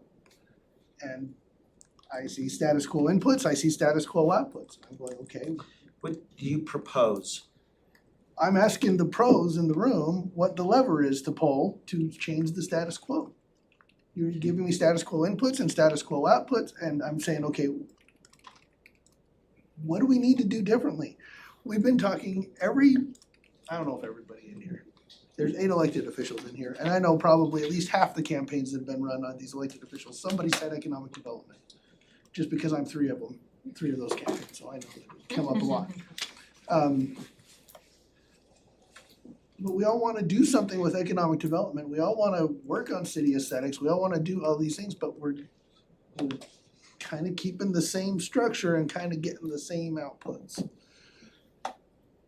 I don't know what I don't know what I would propose necessarily. I mean, I'm sure I could sit I down feel and like- put some pencil to paper and For me, figure it out. Jim is very new in his position. And I think we just need some time for that pot to simmer and see what happens a little bit. Sure, but we've had, 3 different gyms in this position that have been simmering, and some have boiled out and evaporated. I'm just saying 3 in the last 2 years. Okay, yeah. All I'm saying is he's different. And I'm excited to see where things are gonna go with Jim. Gotta let him cook, I guess. Scott Howell will tell you it's all about housetops. You gotta have more rooftops. Yeah, we just talked about that a minute ago. And I think the overwhelming consensus was fewer rooftops, but whatever. But I wanna add a couple of things onto there. So I think our economic development, even though they've been slim, have done some great things in the city. If you look at our box stores, most cities don't refill those box stores. They tear them down or put apartments in there, stuff like that. We have a real good track record of refilling our box stores with productive businesses that do that. I think our Southwest Quadrant is a great sign of economic development. They don't generate sales tax, but they do a lot of other good things for our city that have gone in there. You mentioned how Dannon, he was out there all by itself, and it's not anymore. I think that's a great sign of what's happened over in that area. I've seen a lot of good things that have happened in economic development in the city. And I'm just frustrated that we celebrate the bedroom community pieces that come along with just more residents. The grocery stores, the McDonald's, the Holiday Oils. And we celebrate the Boeings, we celebrated the. Right, Boeing was 13 years ago. You're right, we do celebrate Boeing. We do celebrate those. And if we look at those that are newer, Boeing's a the great Amazons that came in here, we celebrate that one too. Amazon was a good one too, that's 2, yeah. Okay, Well, it's and- Amazon, so I guess that's 3. And the ground ribbon cutting you guys did last week that I wasn't there at, the food service place. And the Route 92, we celebrate that one, which is a field in the medical building where they started in West Jordan, and they moved to South Jordan. My constituents are uninspired. Yes, but if those places weren't happening, they weren't here, they would really notice it then. The fact they don't notice it is a good sign. That means good things are happening. And bad things are not happening. That's a good status quo. What about the relationship of redeveloping the new downtown and economic development. I think that's taking time, but I think it's coming. I have thought that too for the last 10 years. Well, from my 13. from my vantage point, Go ahead. From my vantage point, I'm really excited to see West Jordan being more on social media, having more conversations on the state, being out there and having actively participating in RFIs and RFPs. It's something that West Jordan has done in the past, but we are now more active than we ever have been from my vantage point. And I'm hearing it from other people, economic development directors, that are really excited to see that we're stepping up to the plate to answer some of these as a premier location for workforce, land, for the types of industries that we're looking for high-paying jobs. Maybe it's just the definition of the goal is different. It's like we've been talking about Southwest Quadrant, about high-tech manufacturing. Maybe we just don't have the goal defined. I mean, if the goal is building industry for high-paying jobs, maybe that's different, because that's not what I think of when I think of economic development. Maybe it's a piece of it, but I don't think that's the goal. For me, the goal is, and you know, Keely will find this ironic, my very first time I ever spoke at a city council meeting was to oppose a tax increase. And it was in 2012, might have been 13. It was 2012. It was the first time the city had raised taxes in 30 years or something like that. And I came to speak against it because I said, property tax is an easy lever to pull. What are you doing about sales tax? What are you doing to pull the harder levers? And convince me that you're doing that. Yeah, and status quo. So Fair enough. And I think one thing, you know, that I'm taking back is we do have some of these wins. They do a good job of sharing with us, here is their forecasts. They do a good job with, here's the number of jobs, here's the amount of capital that we're expecting to expend. I mean, it's basically everything you have to have in order to receive a state incentive. And some of these are, you know, state incentives type words. I would love to bring that back to you as a metric as we win these projects, to be able to show, here is West Jordan, here's Route 47, here's Gemco. But to start going down the list and sharing with you, because they are impactful, and it's so hard for them to then show, right, in the financials. It takes a while. We all recognize, you know, 2 to 3 years before those hires are made, 6 to 12 months before that building is either retrofitted or built. So I recognize that, and it's a long-term solution for durable jobs. Paul, did you have something you want to say? Yeah, I was just going to add to what Jim's saying and say, you know, the call that Jim talked about today that we had with the county, we've not been shy at all with the county about our desire to try to make the Southwest Quadrant work to the best advantage of the city and the county from a value standpoint. The person we were meeting with today even asked about our appetite for incentives. And I said, well, I can't speak for the council, but I will say that, you know, we need to make sure that as we work with our taxing entity partners, we're looking at the long range too. What's going to be the best value far into the future for the residents of this city.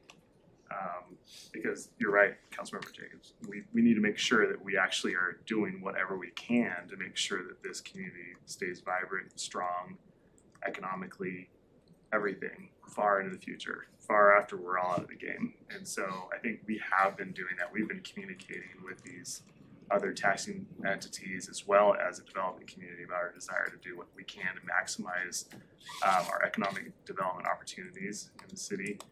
And we actually have had a lot of discussions about the downtown area too, and we've been talking about plans. So I think some of these things, unfortunately, they're a slow burn, but as long as you keep going, you're consistent about it, it will happen.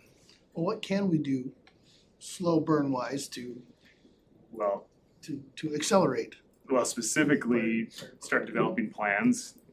We've been talking about analyzing the area, and we've even talked about broadening that area specifically for the downtown. So that I think you'll see those things happen quite. I mean, something happening in regards to that precinct. You have One done. thing the council has done is approved a request for proposal on the redevelopment plans for this downtown area already around the rodeo grounds. So, And utility studies, you've approved both recently. Utility studies for the city center area, we're looking closer at water and sewer. The land use study that Councilman Shelton mentioned, looking at this, rethinking the way we do development in the civic center area as well. Those are two immediate things that come to mind. And we've also been talking to the development community about it too, so. I think things that help too are the, we're putting an aggressive pitch in for the rec center out west. I think that kind of thing will definitely help. I mean, there are little things that you don't look at this as economic development, but you go after those.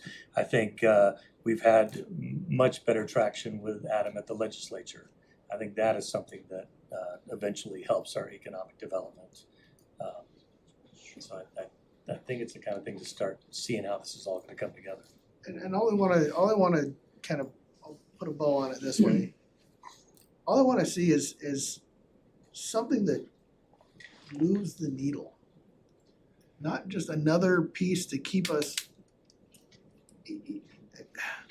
You've seen the Fast and the Furious, remember that show, or was it Fast and the Furious? Where they're fixing up the cars and putting the nitrous oxide in them, you know? Our car's going down the highway, and all these things that we're talking about is putting gas in the car to keep it going down the highway. I wanna add the nitrous thing that you can push the button and go really fast down the highway. Fair. You know, and all the things that we're talking about are just we changed the tires and look, we got better tires this time. Okay, great, but still going 65, and it's like, let's see what we can, Can you give an example in another city where you feel like? That's a really good question, and cause I don't really know. Yeah. I just know that I've seen the same thing for a long time, and we always talk about grand visions and we come back to the same reality. And for me, I haven't seen the same thing. I think in my short time here, I've seen where legislatively we're trying to be a little more players. I've seen, I like David, but I like the fresh outlook that we're getting from Jim. I like that we're being aggressive about going after the rec center. I like these little things. So I've seen these little changes. You've been on it for a long time, so what I'll say, Councilmember Jacob, is it seems like you've been on here for a while. This is something you've let the car just be filled with gas for 10 years. I bring it up every year. And this is something, I'm seeing little changes, so maybe they're different for me. And I think, the Councilmember Maybe Sheldon that's was why talking, he's seen it as well. Maybe that's why I'm more frustrated. Yeah. Is because I've seen the things that you're talking about, but I've seen those things been happening for 10 years. Okay. We're getting a little better every year. I wasn't trying to say you're a bad guy for letting the gas be in the tank, but I'm just saying, it seems like it's been a little different. Councilmember Wignall's question is great, is like, give me an example, and I wish I had a good concrete example. So all we need was the Miller Group to just put a baseball park in West Jordan and we'd be talking different. I've got a concrete example of Carmel, Indiana. That happened over 30 plus years. Right. Right, so it is a slow, Right, gradual but it thing. started. But I do think that West Jordan for a long time got comfortable being the bed and breakfast. Or not bed and breakfast, the bedroom. Let's just open the whole city to a bed and breakfast, there you go. There are no breakfast places. We are but- getting a Trader Joe's, so come on, Zach. And we can say that out loud now. But We're gonna celebrate that. But that's what I see, that was one of the things that frustrated me and why I wanted to be on the council, was that I always looked at this as being the biggest bedroom community in the country. Yeah. And that I wanted to start seeing that, and I'm hoping that new blood coming on is helping your vision as well to get it out of there. Because the things that we're talking about though are more bedroom community stuff, I see for the most part. The Home Depots, the refilling the box stores, it was like, it wasn't, you know. Okay, that's why I, Refilling the box stores, actually, the way we've been doing it has actually been going in reverse, because we're not filling them with retail, we're filling them with office space. And, you know, they're not generating sales tax anymore. Well, let's see, Smith Kmart and went Edwards to filled a H-Mart. box store, H Mart filled a box store. Yeah, but how's Smith and Edwards sales tax compared to RC Willey's? They It probably was make there more, before. probably make more. It might be a little better, but it's what RC Willey would have been today. Yeah. But Gray's Company is less than what Target was, It is. and Walker Edison was less than what Shopko was. It is. So when I, you know, Yeah. H Mart and Kmart, now that one's probably an improvement because you went Just by down 3 letter. letters in the alphabet and you got a specialty thing. no, well, you're with, I mean, that's why I keep pushing, and it seems weird, things like the container park at the Area Right. 15S things, because I want to see us building things that bring people to the city, not just give people coming home from work something to do. Yeah. Right. So, things we can talk about, so. And that's why I bring them up, so we can talk. I'm glad you asked, Zach. So Jim, you better get better. Yes, ongoing discussions. Just know you've been changing the tires. These tires have a long, mileage rating. They're 90,000 plus miles. Are they Z-rated though? They can be Oh, I wanna Z-rated Z-rated, we've been putting and- H-rated on there and heavy forever. load, so yes. Can we have spinners for the, Yes, we may. That's vital. that's fine. Your Tinted choice of windows, rim. maybe? Your choice of rim, change up the rim. I appreciate it, and Councilmember Jacob, you bring up great stuff, I mean, but it is something that's the problem. All of us elected, we want that, but that's not what none of us went to school for to make better. So we That's why we rely, hire these guys. that's why we hire you, We so, just gotta stop hiring a new one every year and a half. yep, yeah, Corbin, you wanted to say something, or are you just waving away a flag? Well, I'm just thinking about, like you're asking about what cities have moved the needle, what cities did put the nitrous oxide in the gas. I can think of 3, just immediately off the top of my head, 3 different examples of ways cities dramatically changed the needle on what would have happened versus government intervention. Kim mentioned Carmel, Indiana, that is one. It took 30 years and they incentivized every single development. Every single development, they gave them TIF.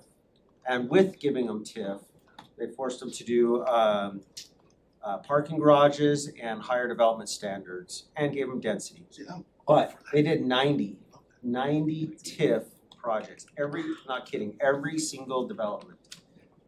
It was a 30-year commitment of the city to change the way they grew. When was the last time we did a TIF incentive on anything?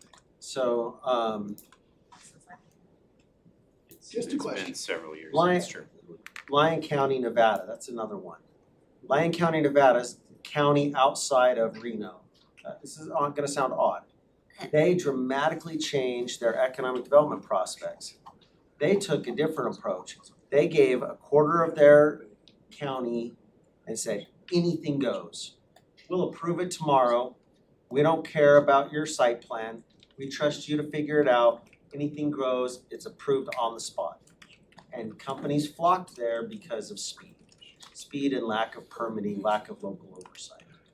Huge trade-off. In that case, it was isolated, it was away from their population base, and they could say anything goes, and anything did go. How'd it turn out? It's a big industrial park with a wide variety of uses. That brings in good economic development for their county, but you wouldn't wanna live next to it. But everyone that works in that industrial park commutes from Reno, commutes from Sparks to get there. Put some townhomes next to it. Be patient, I'll get there. I'm glad you mentioned that. Mill Creek, okay, thinking of a more local example. Mill Creek City incorporated and said, we wanna change the direction of development in our city.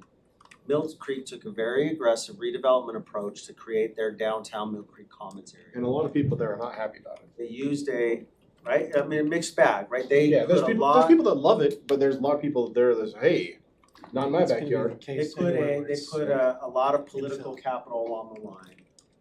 They spent a lot of money acquiring property and incentivizing density to do their city hall, and they surrounded it with, and they took an approach that residential development is economic development. If we can add bodies, we can add critical mass, and if we add bodies, we add population and we grow the sales tax portion of our population base. But it was a big political commitment and it was a shift in the direction of their city. Like Chad said, some people were unhappy with it, some were happy with it, but they changed the trajectory of their city as a city. Those are three dramatically different examples of approaches cities have taken. Give me a few minutes, I can West think of a Valley few and more. Valley Fair area. On Councilor Whitelock, I heard her say Farmington, that was one I saw. Yeah, Farmington did great. I would argue Farmington was kind of in that path of development, so they did a very good job of it, but they didn't, it also kind of grew fell to in their them, yeah. We haven't even had a TIF proposal brought to the city since my first year on the council. Haven't seen a single one. Working on that. I would love, 90% TIF is fine with me, because you're bringing in sales tax dollars and you're bringing in other things. If you got a big tax exempt property and we're gonna build it up and get 10% of the property tax TIF, property tax increment, that's huge. That's 10% of a really big pie that's currently 100% of a zero pie. You know, I mean, if that's what it takes, show me. I look at that slide and I don't see it. So that's good feedback. what I'm saying. Good discussion. Yeah. Everybody know what TIF is. Any more beating up of Jim? I'm sorry, that wasn't a beat up on I'm Jim. here, I'm here all night, I'm here all week, so. That was it, Jim. I got a bar and it's a little higher than the bar's been. You're good, thank you. We need more bars too. Hey, before we go to the next spot, Just so you can hum it for you, but that's. I was texting with Mr. Anderson. He thinks it'd work out better because of the planning commission canceling their meeting on June 2nd, if we make that our extra meeting. What we would do in that meeting is probably get the rest of the groups that we haven't seen. And then on the 9th would be a meeting that we would then use to try to go through things. Does that work with the council here? I will not be available on June 2nd. Okay. And I won't either, I'll That be one on actually an works airplane. better for me Okay. though. I have my son's graduating from high school, so Sure, I'm but not coming here. But you'll have a chance to go through things and hear and maybe bring up some of the things on the 9th. And would that be, we have 2 missing, but do we feel with the 5 on the 2nd, we'd be okay? I think I'm available. I would be out on the 16th, so. Okay? And I am out on the 9th, so that will be Vice Chair Wignall. So I guess what you're asking is, do the 5 of you wanna meet? Cause I won't be there. Yeah. Kayleen. I'm happy to meet. I won't be here either.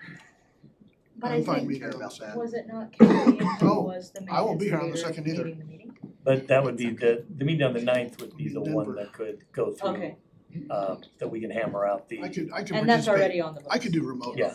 on Okay. the 9th is the already. 2nd, I mean. So maybe we I'll don't be need here on an the extra 9th, not the meeting? 2nd. What's that, sorry? So you're Sorry. not available on the 2nd either. I'll be remote. I can remote. But maybe we don't need an extra meeting if the 9th is on the books and that can be used for the purpose. that we Well, need. no, I think we're going to need time to finish up Okay. a lot of these other departments. And then we want a meeting that's really just about us trying to hammer these things down. Got it. So 2nd and 9th, is that what we? 2nd and 9th right now and see what we have to do. Thank you. You're very welcome. All right, we will now go to risk management. And I'm sure you are equally passionate about risk as you are economic development. He expects lots of I conversation. do expect lots of conversation. So, being newer to this position, I'll do my best to explain all the line items. If you have any questions, I'm sure I know the answer, but I'll probably let Denise respond. Looking at our budget, a lot of our line items are determined by other factors than our department specifically. Our revenue is determined by allocations from other city departments. And then additionally, our insurance premiums are dictated by external forces, largely. If you've ever heard of an EMOD score, it's kind of the credit score in the insurance world, and it's worth noting that our score as of March was 0.93, which anything under 1 is pretty good. specifically in 2024, we were at 1.14, so we've come down pretty dramatically, which is largely credit to Del Brady and the risk management policies that he had implemented to our et al. So a lot of good things happening. We're in a positive trend as far as our ability to keep our insurance premiums lower. That being said, they are higher everywhere, both on the consumer level and in the business world.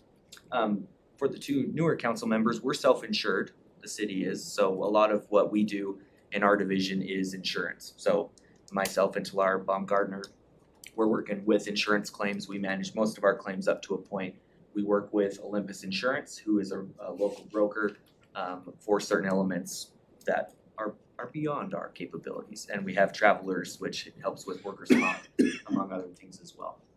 Our singular bullet point off to the right indicates that we are looking to get our bottom line to about a $2 million sweet spot, which at some point, $2 million was indicated to be the safety net where we would be able to handle any unpredicted claims or insurance spikes. And so some of our line items are in the negative because we have an excess, referring to the estimate at the end of this fiscal year, we have $900,000 in excess, meaning that we can charge our departments less in this upcoming fiscal year in an effort to get to that sweet spot of $2 million. So we've got 910,000 in our effort to get to 2 million, is what you're saying. So, this revenue line is all charged to like all the funds, right? That's just an assessment out to all the funds. It's based on lots of criteria that we put together and allocate out. But what had been happening in the past is the legal costs and the claims had all been budgeted at an assessment. So assessments were coming in and covering the legal claims and the legal costs and claims, but legal costs and claims never hit the budget, not even like close. And so it kept building this fund balance and reserves where it hit almost, it hit $3.2 million. That's way in excess of what we need. So we're just kind of gently bringing it down. So anytime you see a budget for legal and claims, that will not be included in the assessment. It would just be operations and premiums that will equal the assessment. Legal and claims will be covered by reserves until the next year. So whatever is spent in the previous year, we'll assess the next year to recapture those funds and kind of keep these reserves right at $2 million. So what you're gonna see in next year's budget is you're gonna see assessments go up because we don't have that same buffer. Right now, we have about a $300,000 reduction just for this year on assessments out to the other funds temporarily as we bring these reserves down a bit. I see, thank you. Okay? Good job, Warren. Hey, yeah, great. That's our only slide, so Yeah, Warren's good. Warren's doing great work. He's learning a lot and Learning a lot. moving forward. It was trained well. Yeah, must be nice. yeah, But are we less risky now? we are. Yeah, we are. Yes. That E-Mart he was talking about actually does mean we're less risky. That is really a big deal. That saves us a lot of money and it keeps our employees working, which is also. It does, but insurance premiums are increasing pretty fast and Weird. dramatically. What kind of policies were put in place? Excuse me, to specifically bring that number down? What can you, like, Safety give, for training, instance, or two? policies and procedures that are vested in risk. So safety training, what's the other, what is? Safety training, policies and procedures, like written policies and procedures that we follow. Putting, especially like when we have accidents or those kinds of things, having a risk management committee and review, all of those like actions that we do to make sure that we learn from whatever mistakes we have made are instituted will help our EMOD score. And there's some little things we do, like every vehicle has a GPS and we have a record of how fast they were driving, and if they're driving fast, we Where talk they to them. are. Or they make corners too quick, or they do a fast start, stuff. So a lot of little things like that all just add up, all these little things that we do. So they watch a big difference. And We work then for the city. Warren may not have done it yet, but they go out and do inspections, safety things that we're doing and how we're doing it. Little things like backing into our parking stalls instead of pulling them frontwards, because most accidents happen when people back out. Sure. So if they back in, then They don't have accidents backing they in? don't, because they look at the spot before they back into it. Supposedly. The backup cameras on. Backup cameras on cars help. So it's a lot of little things that make it a big difference. We'd like the How do those black vehicles in Fleet do with that speeding in sharp corners? Do you know what? We actually monitor those as well. And when they do that, they have to account for it and give us a good reason why they do it. It's not just really if they do? pull a pistol, they have to report on those as well. And Corbin meets with the chief, goes over He's there. right behind. Oh, We yeah. get the same alerts and then Yep. it's sometimes easier for us to review those because we have video cameras in our cars as well. Get the same alerts, we check out on every. So I never drive a city vehicle. That's Got it. That's why it took Alan so long to get to St. George. We'll know where Snail's you're pace. going and where you've been and how you got there. He said the cruise at 55 and he's. He's higher than I would've gotten an email. 75. Speed limit's 80. Any more questions on risk management? Alright, Corbin, you're up. Thanks, Warren. Thank you. Okay, we're gonna jump into, a couple of departments that have significant capital projects associated with the departments.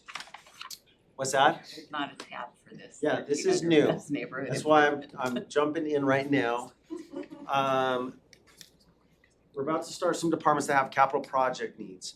But we had a capital project issue come up in the last week, kind of after the budget, last 2 weeks, really, 2-3 weeks.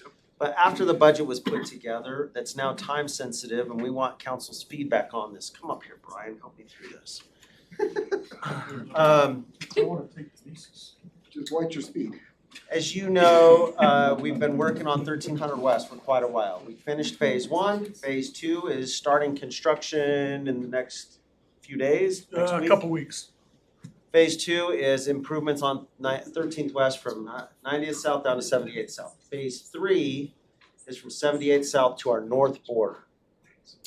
That's currently in design, and the engineers who are designing it need some feedback, and we want your feedback on We've this. talked about this one. We have.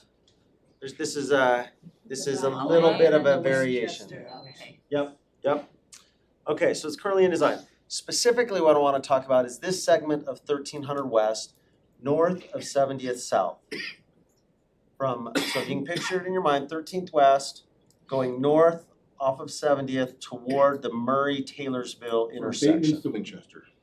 Okay? Yep. This segment right here is what we're talking about. Yep. You can see my house. On this, That's what we're talking about. we have a right-of-way that's pretty wide here, and that's where the improvements will go. But currently, there's a fair amount of right-of-way encroachment where people have been putting things into the rights-of-way. So this is an old aerial photo, but if I draw a line on the property line where our encroachment ends, you see fences, a semi-permanent boat parked there, regular, a little bit extension of driveway. And it's because of the gap. There's a gap from where the asphalt ends to actually where the property is. And so people have kind of migrated their use into that gap. So I don't blame Can them. you tell me also, from what I've observed driving past this for 20 years, that is all their backyards, correct? Some of We're gonna get into that. It's supposed to be their backyards. We're gonna talk about that too. So This technically, they is, shouldn't have access to 13th. right. Man, you're jumping ahead, Chad. I've Way been to- driving by this for years, I'm like, why do they Spoiler have alert, back come and on. front entrances? Okay. Yep, that's correct. Same thing, this is a little bit north, same segment though, number of right-of-way encroachment areas. This is a federally funded project. Long story short, it's easier for the city to deal with the encroachment and the acquisition and the movement of sheds, anything like that, if we just do it, than if we put it into the project, because then there's all kinds of federal real estate laws that kick in, federal acquisition laws, federal noticing laws that don't apply. We still have to follow all of our laws and state laws, but we don't have to follow the federal processes if we take care of these issues first. Okay, so this is a long preamble. Now, a couple of pictures just to show what it's like right now, what it looks like. This is that stretch. There's a variety of fences, variety of fence types, nice vinyl fence, chain link. Sometimes no fence, a little bit of everything. There's that gap, between the edge of asphalt and where the front yard starts, where So people have encroached. That fence is correct, right? There, the white fence up there, Yeah, that's, the white that's far fence enough is not back. correct, yep. That chain link on the left is not. Yep. So some of these fences are in the right spot, and some of them are a little bit encroaching. Okay, this is what currently exists. I'm glad they had a private property sign on there. Otherwise, I was gonna have soccer practice in that park, but they put a sign up. The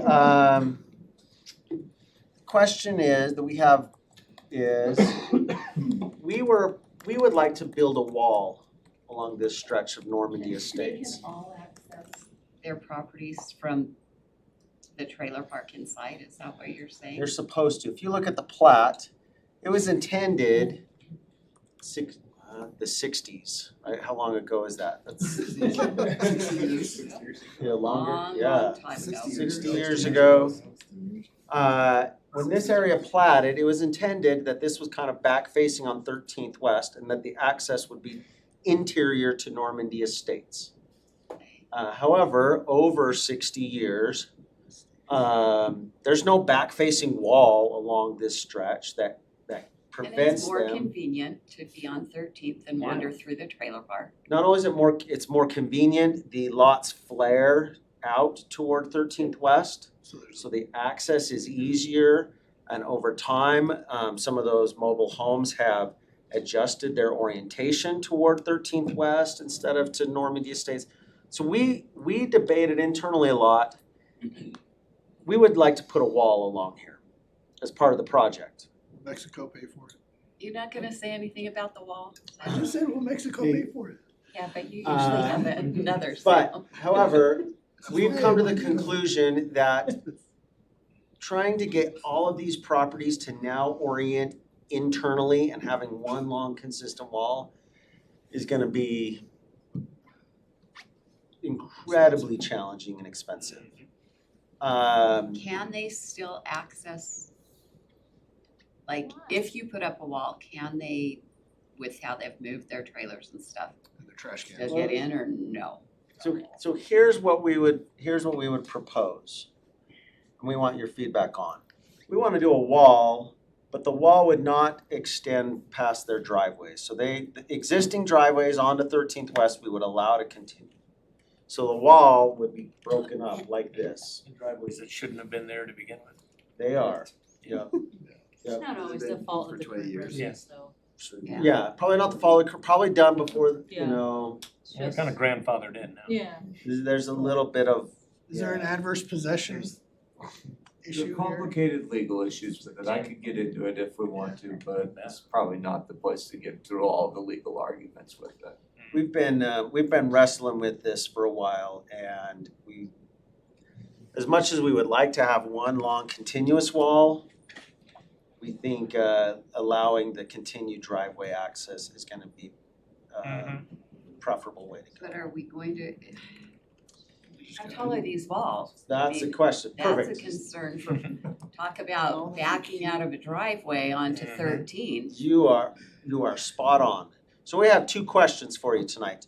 One is, because I mentioned 13th West is federally funded, it will be easier for us to take care of the right-of-way acquisition issues, and if the council approves, build a wall along this section as a city project before the road goes in. Why do we need a wall? It would be purely aesthetic.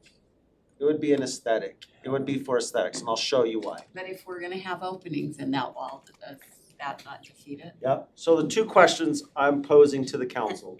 Should we put a wall along this edge? If so, which of two kind of visual options do you prefer? Let me show you. So this was what we wanted, was one long continuous wall. We've come to the conclusion that's not feasible. And so what we need to do to accommodate for sight lines is taking this is the existing condition on the north edge. We can do one long 3.5 foot, 4 foot wall. And that preserves sightlines for the driveways. It allows the driveways, it allows drivers to see the sightlines as they come out. So this is what that would look like. Oh, look, you did it already. We don't need it. Yeah, no, done. The other option is we could put a 6-foot wall where there's not driveways, but within 20 feet of either side of the driveway, it has to go to 3 foot.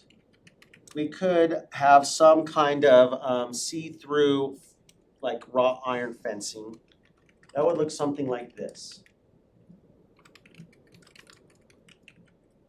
The whole point is for aesthetics though, and to kind of block what's there. So that doesn't really. You're blocking the estates?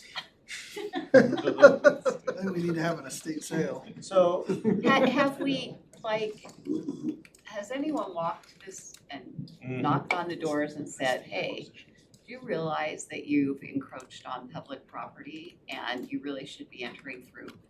So that's our next, we didn't want to do that unless we know how the council feels. Because if you don't care, then we're not going to disrupt. It's Chad's district, check his district. Well, my first choice would be a solid wall, if we're gonna do a wall. But if we're not gonna if we're gonna have driveways, that kind of defeats it. The 4-foot wall looks better probably than existing, cause it's consistent. Problem with that 4-foot wall is that people are gonna put up their 6-foot fence right next to it. Yeah, you're right, On the inside. you're right. Estate worthy. And then we're back to. And they're gonna leave their current 6-foot fence. So they can have a gated That's community. already there. Some of them do have 6-foot fences, some of them don't. Some of them treat this as a front yard, some of them treat it as an extra entrance to a backyard. Some of them do maintain their vehicular entrance and exit off of the interior of Normandy Estates. It's a mix, it's some of everything. The reason we need direction is if you approve this wall, as mentioned, it's cheaper and faster for us to do it ourselves than roll it into the project, but we need to put it into this budget. It's not in the mayor's proposed budget now. We would add it as a capital project and we would use capital project funds to do this. If you say, yes, we want the wall. So we want some direction on that because the engineers are designing this segment of road right now. And they need to know, are they designing right up to a wall or are they designing to an edge with no wall? Can we just do a one-time out of reserves Yep. instead of adding it to the budget? Just. I don't That think was we- the- Same difference, same budgetary impact. Yeah, to CIP. We would do it as a CIP project, yeah. That is kind of what it is. It's I do want a tentative, Definitely district, thumbs but up on the wall or I don't not. speak for people that want, kind of wall they want. It's a $500,000, give or take, we don't know exactly, but let's say it's $500,000 to do a wall on this segment. We would want, the city will be, the wall will be on city property, not on their property. It will be the edge of the city's right of way. Okay, so when I run down the street and some guy hits me and I plow into that wall, Yeah, this will be a he's city owned. uninsured. This will be a city City's owned gonna have to wall. maintain that wall. This will be a city owned wall as opposed to other walls that are installed by That when we go developers and, and then yeah, are the private. developer installs it, we go and tell them, do you know that's your responsibility? Could you fix it? This will be ours? How Yeah, much yes. would it cost and how how is it really just completely infeasible to just have a solid wall? Is that just? I think you're gonna, We have looked and looked. you're gonna upset a lot of people if you just close it off. Some of the frankly, I mentioned the lots are pie shaped. I think Some of these new trailers have been put in such a way on that pie shaped lot that there is not room for a vehicle on the other side to approach from the other side. Normandy Estates, I don't know if you know, on those circles on Normandy Estates. Those are bad. Let me go way back to the start, bear with me. What kind of These, risk is the city assuming by allowing access to 13th where there really shouldn't be? where there wasn't ever intended. Warrant back here. Yeah, we looked at that as well. The traffic counts aren't gonna change dramatically, the road profile will change. We don't anticipate the traffic counts changing because of these road improvements. If this were a walled access onto a 7-lane road, we'd feel obviously a lot more nervous about it. This section, we don't anticipate the traffic counts going up dramatically, so we felt okay. But if you can see, these bump outs, these are actually city-owned guest parking areas for Normandy Estates. But some of these lots, the way they're put, there's difficult car situations. Corbin, could you talk to each, I mean, you could probably go down right now without talking to them and see who would prefer the large fence to the small fence. Well, if we own parking, let's sell them the parking. Give them the parking for blocking off their back. I'm just trying to think, if you've lived in that for 30 years and the city just comes in and says, sorry, wall it off, you're not gonna have happy people. Yeah. We can't take a vote among can we them do- on the can wall we do- design. Could you have 6 feet and then the ones that don't want 6 feet have the 3 feet? That's an aesthetic question that Aesthetics. the council wants. I would tell you, I would prefer you pick one style or the other for the whole distance. So you're gonna have this new road. curb No, I gutter, get that, but you sidewalk. got 3 of them that are using 13th as their front yard, they don't want a 6-foot wall. Yeah, but then it won't look. See, like, that first one, they're all 6 feet, I don't care. But now you get to the ones down the street that have no wall or whatever, they're not gonna want a 6-foot wall blocking off 13th. But don't most of them already have their own version of a 6-foot fence? Many of them. Right, we're at 6 You can feet. see, I'm not this is concerned. this is existing. Like, those ones are all 6 feet, that's fine. Right, that's they treat, well, this one on the right, they kind of treat it as a front yard, but it's all the way fenced off. The one on the left, they sort of treat it as a backyard, because they have that big motor home, but they have their cars parking on the other side. If I go back to some of the other existing conditions, you can see it's all over the map, right? Like that one's that's treated as a front home, but it's a 6-foot fence. like that Obviously a front yard. Do we know how many of them don't have access from They even have inside mailboxes out on this development? How many of them don't have access? Don't, or it's not very practical. So, that's not the city. Yeah, Well, either, both. both. It's a little, yeah, it is, that's a murky question. Like that house right there, they wouldn't want the 6 foot. Cause they've got a small fence. I think the shorter wall and leave the driveways is the right answer. And I would argue that the people that already have the larger fences don't want the small I fence. was leaning that And way they too might- until Kent they might said, put the fence up. Someone will somebody's just gonna put a 6-foot fence on the other side of it, that's gonna look even worse. Yeah. Some of them might be grateful though, because they're like, well, I couldn't, they Yeah, I always wanted a fence resources there, too, but, yeah. The first Obviously, question, obviously they want a fence that's, covered. Cause they put a cover over their chain link. we, engineers, Brian's team will come up with final designs, obviously, but my question tonight is, do the majority of the council support a wall along this stretch, willing to appropriate $500,000 out of capital project funds to do a wall of some sort? What are we pushing back? Something's gotta be done. What are we pushing back? What else would we have spent that $500,000 on if we weren't gonna spend it on this? Yeah, and I don't know if I do. Yeah, that's hard to say exactly, but It's the opportunity some cost, road, right? yeah, the opportunity cost could be a different road project, a different facility or park project. Why is it so important What to is- have a wall? What does that make easier for us? Aesthetics. It's just aesthetics.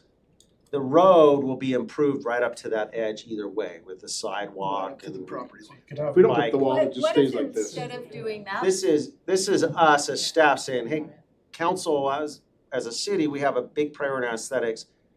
This is an area we could improve aesthetics. Yeah, and And it's time sensitive because of the. if we don't put any wall in, we're gonna be taking out half the fences that are there that have come across the line and leaving half the fences that are there. That's, it'll make it worse. I mean, it's Yeah. bad now, you don't put a wall, it's And then they're gonna worse. say, if you take down my fence, you better put one back up. Right, right, so I think putting in a wall of either design is preferable to not putting in. But why do we wanna, why do we wanna put it on our property and be responsible for it? We can't force it on their property. Yeah. We can ask them. It's like reverse eminent domain. I don't think, do they You have shall like an have a HOA wall. or something? I don't wanna be responsible for a cinder block wall on that road. I don't think it's, They're gonna believe I don't think it's- it's gonna be an issue with people running into those fences. They're gonna believe it's a city-owned wall, whether it's on their property or We'll get some not. insurance for it, and if anybody breaks it, we'll I mean, submit it. like I said, I've been driving past that for 20 years and I haven't never seen anybody run over a fence there or And seen one I've plowed driven down. that road for 40 years. And how many fences have you seen? I don't Plowed pay down. attention. I don't pay attention to any of it. I'm not concerned in this Attention when you're area driving. of the fences getting, To the The fences. road will be a safer road when this is all said and done anyway, Yeah. Yeah, so that's a minimal risk. Do we have long-term plans for redeveloping that area? No. In short, we have some plans for improving with the wall and other things, the 70th. south edge that fronts 70th South. But the interior of Normandy Estates, those are all individually owned mobile home lots. it's not a mobile. It will be home park. very, very difficult for us to come in and wholesale redevelop that area because it's property by property land acquisition. Maybe like Walt Disney. And we've Land just, did. frankly, we've just prioritized other areas of the city. And so our approach is let's clean up the aesthetics on the edges of that and then move on to other areas. I want a solid wall there. You want a wall as solid as we could do. If we can get some of the if we can get some of the because we did explore this, getting some of the driveways to switch orientation. So we can reduce the number of openings. Again, I don't think we can get rid of all the openings, but we may be able to get rid of a couple well, of if we them. own parking spots in there, can't we just, if they were near someone that doesn't have parking, can't we just give them that for their parking instead of Maybe right those there parking, and back? the mayor's chuckling because We've those looked at parking that spots in the too. interior of Normandy I Estates tried to find are, ways that we could get rid of those, cause I don't like the city owning those. they're a huge challenge. They're a maintenance mess, they're a property mess, they're a land Or they're use cars that issue. Park and never leave. There are cars that park and never leave, there are yes, and they tend to serve, the way they're oriented, they tend to serve only like two trailers who view it as their driveway, but it's intended for the whole area. It was poor design in the 60s, so that's a big challenge. Those are nice mobile homes in the 60s though, I bet. Yeah. With the same mobile. Okay, so back to my first question. That we Still want a nice. wall. A few of them in there are I'm still pretty counting nice. votes. Do the majority driven of you through want there? a wall of some sort? Through there, Of Chad. some One, sort. two, Wall of some three, sort. four. Okay. 5. Okay, we will put in the budget $500,000 for this wall. We will work on the design specifics. Do you wanna take, just to give us feedback, and then we'll seek other feedback as well. The majority of you prefer option A. Option A is the 30. Option A is short wall. I like the 6 foot. Option B is the tall wall with openings. B. 1, 2, 3, I'm 4. convinced of B. B. Great. Way to be. Thank you, Mayor. Cause if not, they're gonna put their own 6 foot fence. But if we do the black iron gold so that it really looks like an estate. Yeah, maybe a couple of sculpted concrete lions, like. I mean, even with those up there, they're gonna put that green tarp might over fill it it anyway. They could, I mean, I'd say marble, but I think concrete. Okay, They're Thank nice you. people. we They're nice will people that live we'll work there. on that. We should respect the Just drive. for the minutes, can I get who the 4 are that support the I think there were more than 4. Jacob. Okay, 6. What a messy situation. That is, so when Josh said there's some messy legal things, my little master's degree in law just started. Mr. Lee, are there other areas in the city where we have the same issue, where we own property and residents are using? Well, we have encroachment issues all over the city that we work on addressing, sometimes on a case-by-case basis. Often it's encroachment into protected waterways and stormwater areas where people have extended their backyards. Backyards. We have to go back and work with them to say, no, the property line's right here.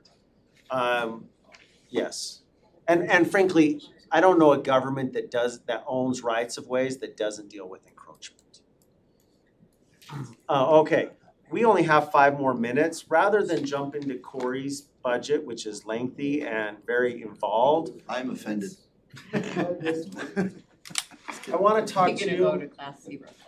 Where is it? Okay, this one should take mine. It feels like you went past it pretty quick. Keep I thought it going. was the very It's last before slide. Brian. It's before Brian.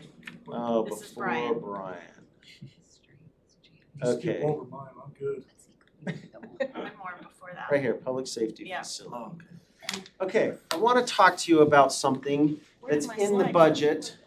Go one Is there- more before. Is there a dedicated slide There. for it? Oh, perfect. Okay, don't read the slide yet. Let me tell you a story. We have a challenge. Fire trucks and police vehicles are getting dramatically more expensive, as you know.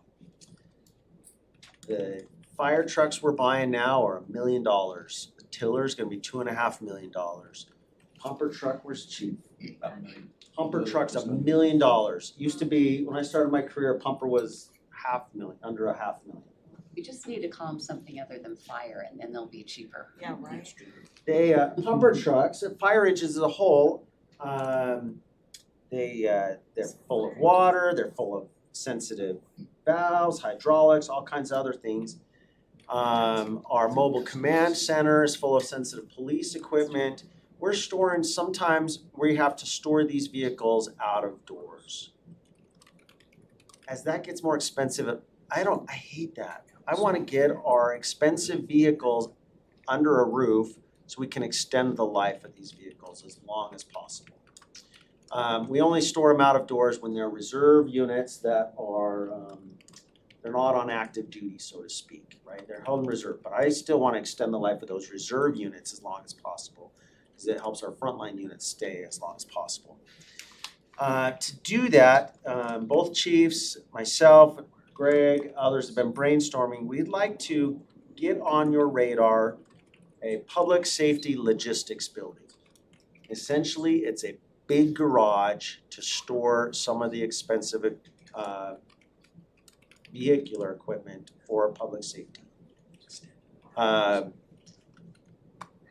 Zach's saying where. I have 2 places in mind. Neither one is firmed up that we can do it there. The first place we'd like to try to do it is at Station 54 where we have some extra land, but there's some challenges there with the well. The second station is possibly near the Public Works site where we could reconfigure things and acquire some property with the ending of the soccer complex to extend some of the Public Works yard and possibly fit it there. Yeah, that is not firmed up yet. We put in the mayor's budget $2 million for this public safety logistics building. Again, very, very simple building, a lot of square footage, but very simple design, very simple construction, because we just want to get these heavy and expensive pieces of equipment out of the weather. Where do they sit right now? What's that? Where do they sit right now? Chiefs? Out in the back of the fire station. Fortunately, right, couple of things that play into this, if I can, Corbin.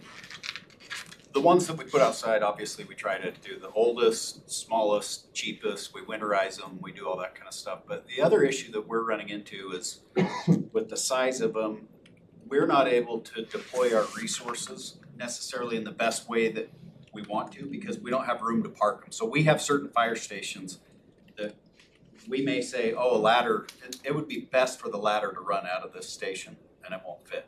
And so we've had to Tetris all our apparatus into the stations and we basically can't use any other configuration than what we've got. So if we say, hey, we want to run another ambulance out of this station,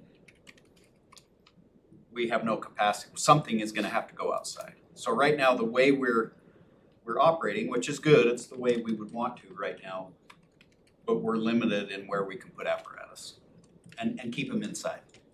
Our most expensive vehicles are SWAT truck and Brian houses it for us and I'm sure he loves having it in his bay, taking up lots of space.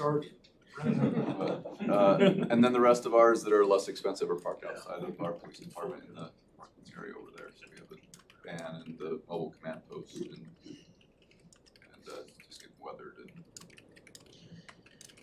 Would a sprung structure cost less? That's been on our mind, right? Can we do it with a sprung structure? Sprung is a company in West Jordan that makes large, Domes. yeah, I was trying to think of the words. They are they're fabricated on-site buildings that are kind of dome shaped. They look like tents. They hate it when you call them a tent. They're very well insulated and they're very fast to install and they're very inexpensive to install on a per square foot basis. However, they tend to look a little industrial. In either of the two sites we've talked about, a sprung structure might be a very good alternative. That's their, And they're, Yeah, and their North American headquarters or their US headquarters are in West Jordan. on Dan and Wayne, no less. They're a very Speaking good, of which. they're a very good building and the National Guard has one. Actually, the Salt Lake City Fire Logistics Building is a sprung structure and they're very happy with it. School districts have used them outside. That's what it looks like for the front. I mean, you wouldn't know when you're inside that it's not a normal. Yeah, no, they're great. From the outside, they look a little funny, but from the inside, they're. They're very nice. They're a very good alternative for this kind of scenario and others. We put $2 million in the mayor's proposed budget to try to deal with this issue and propose a fire and police logistics building. We had at the time, 3 months ago, news that we could refund, it is a refund, but essentially refinance our MBA bond to a lower interest rate and take the savings and fund this building. Now, in the last 3 months, interest rates have shot right back up, and so Amazing what bonding a country will do. refunding that bond is probably not a good idea right now. We're not gonna propose to refinance it. I share this with you to say, it's up to you. You can leave it we still think this is a priority. The priority hasn't gone away. Our financing mechanism and the way we thought we could make this happen quickly has gone away. And so you can take this out of the budget and say, when you're ready and when you can refinance, we'll do a budget amendment, we'll move forward. That will be great. Or you can leave it in. We don't intend to do this until we have a good mechanism. what's to gonna move save the forward city in the long run? through the refund.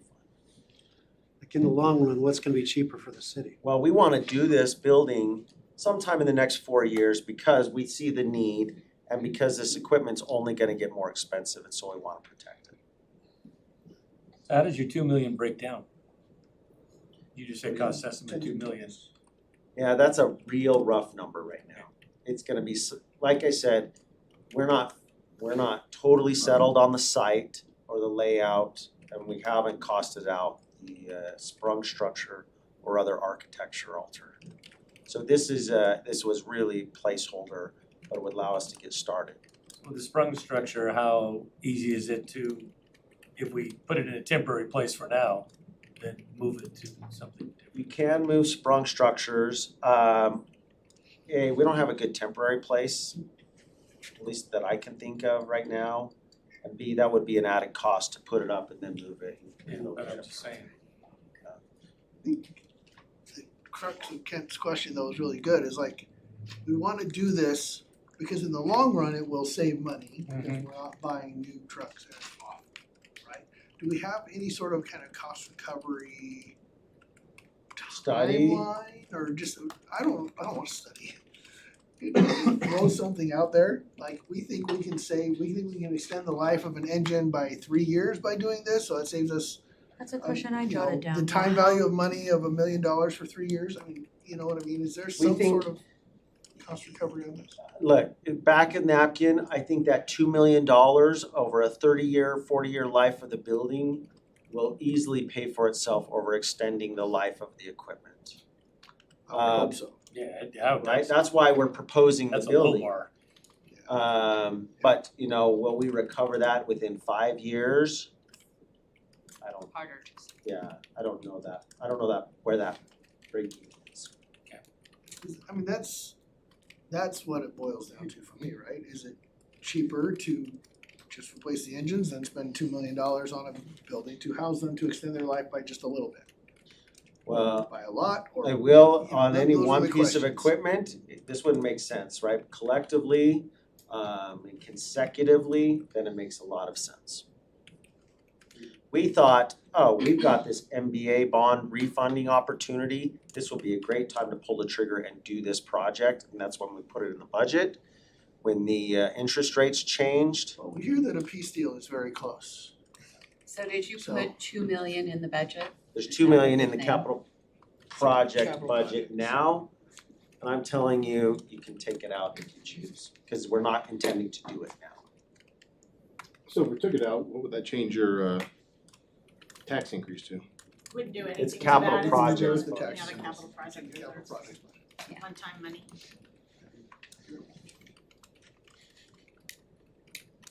You can take capital projects money and put it in the general fund if that make you happy. Hey, transferring stuff from fund to fund happens in the city. You don't need to decide on this, You don't have any strong But- feelings about it. before we finalize it, we We would can like take to money from know, anywhere. keep it in, but don't spend it, or take it out. But either way, we're not gonna spend it until we have a site, design, and feel good about the funding. If we're not gonna spend it, I'd rather it just go back into. Yeah. But I wanna make you aware of the issue now, we are working on it behind the scenes, trying to pin down the site plan, and a cost, and then we can bring you back specifics. You know, you coming here and telling us things we can take out of the budget right away is very helpful. Do a lot more. Alright, How many, it's real quick, 6:30. how many units for this garage? Are we talking How 5, many units would go into 10s? that? Yeah, how big of a building are we talking about? As big Like as, fire, you've got how many, 4? We want as many as you'll give us. No. how many units, How many do you need covered that aren't being covered? That's what I mean. We need a lot of space, but Right, 2 or 3 but or are there 4 would 4 be- units that are sitting outside? How many units are outside? 2 outside right now. And they're smaller. They're not full-size engines. It's like an Please- ambulance and a please, crusher. said he's No, I'm Tetrising trying this, to, how large of a garage you're asking for. We will, I think the site will dictate the garage size. We wanna do as big, if we're doing something like a sprung structure, we wanna do as big a square foot as the site will allow. Because we think this need will grow. And sprung structures are a curve in cost, right? You can add square footage Right. without adding cost at a certain point. But you're an American, and if you have space, you will fill it. So I don't know if I wanna give Yeah. you space.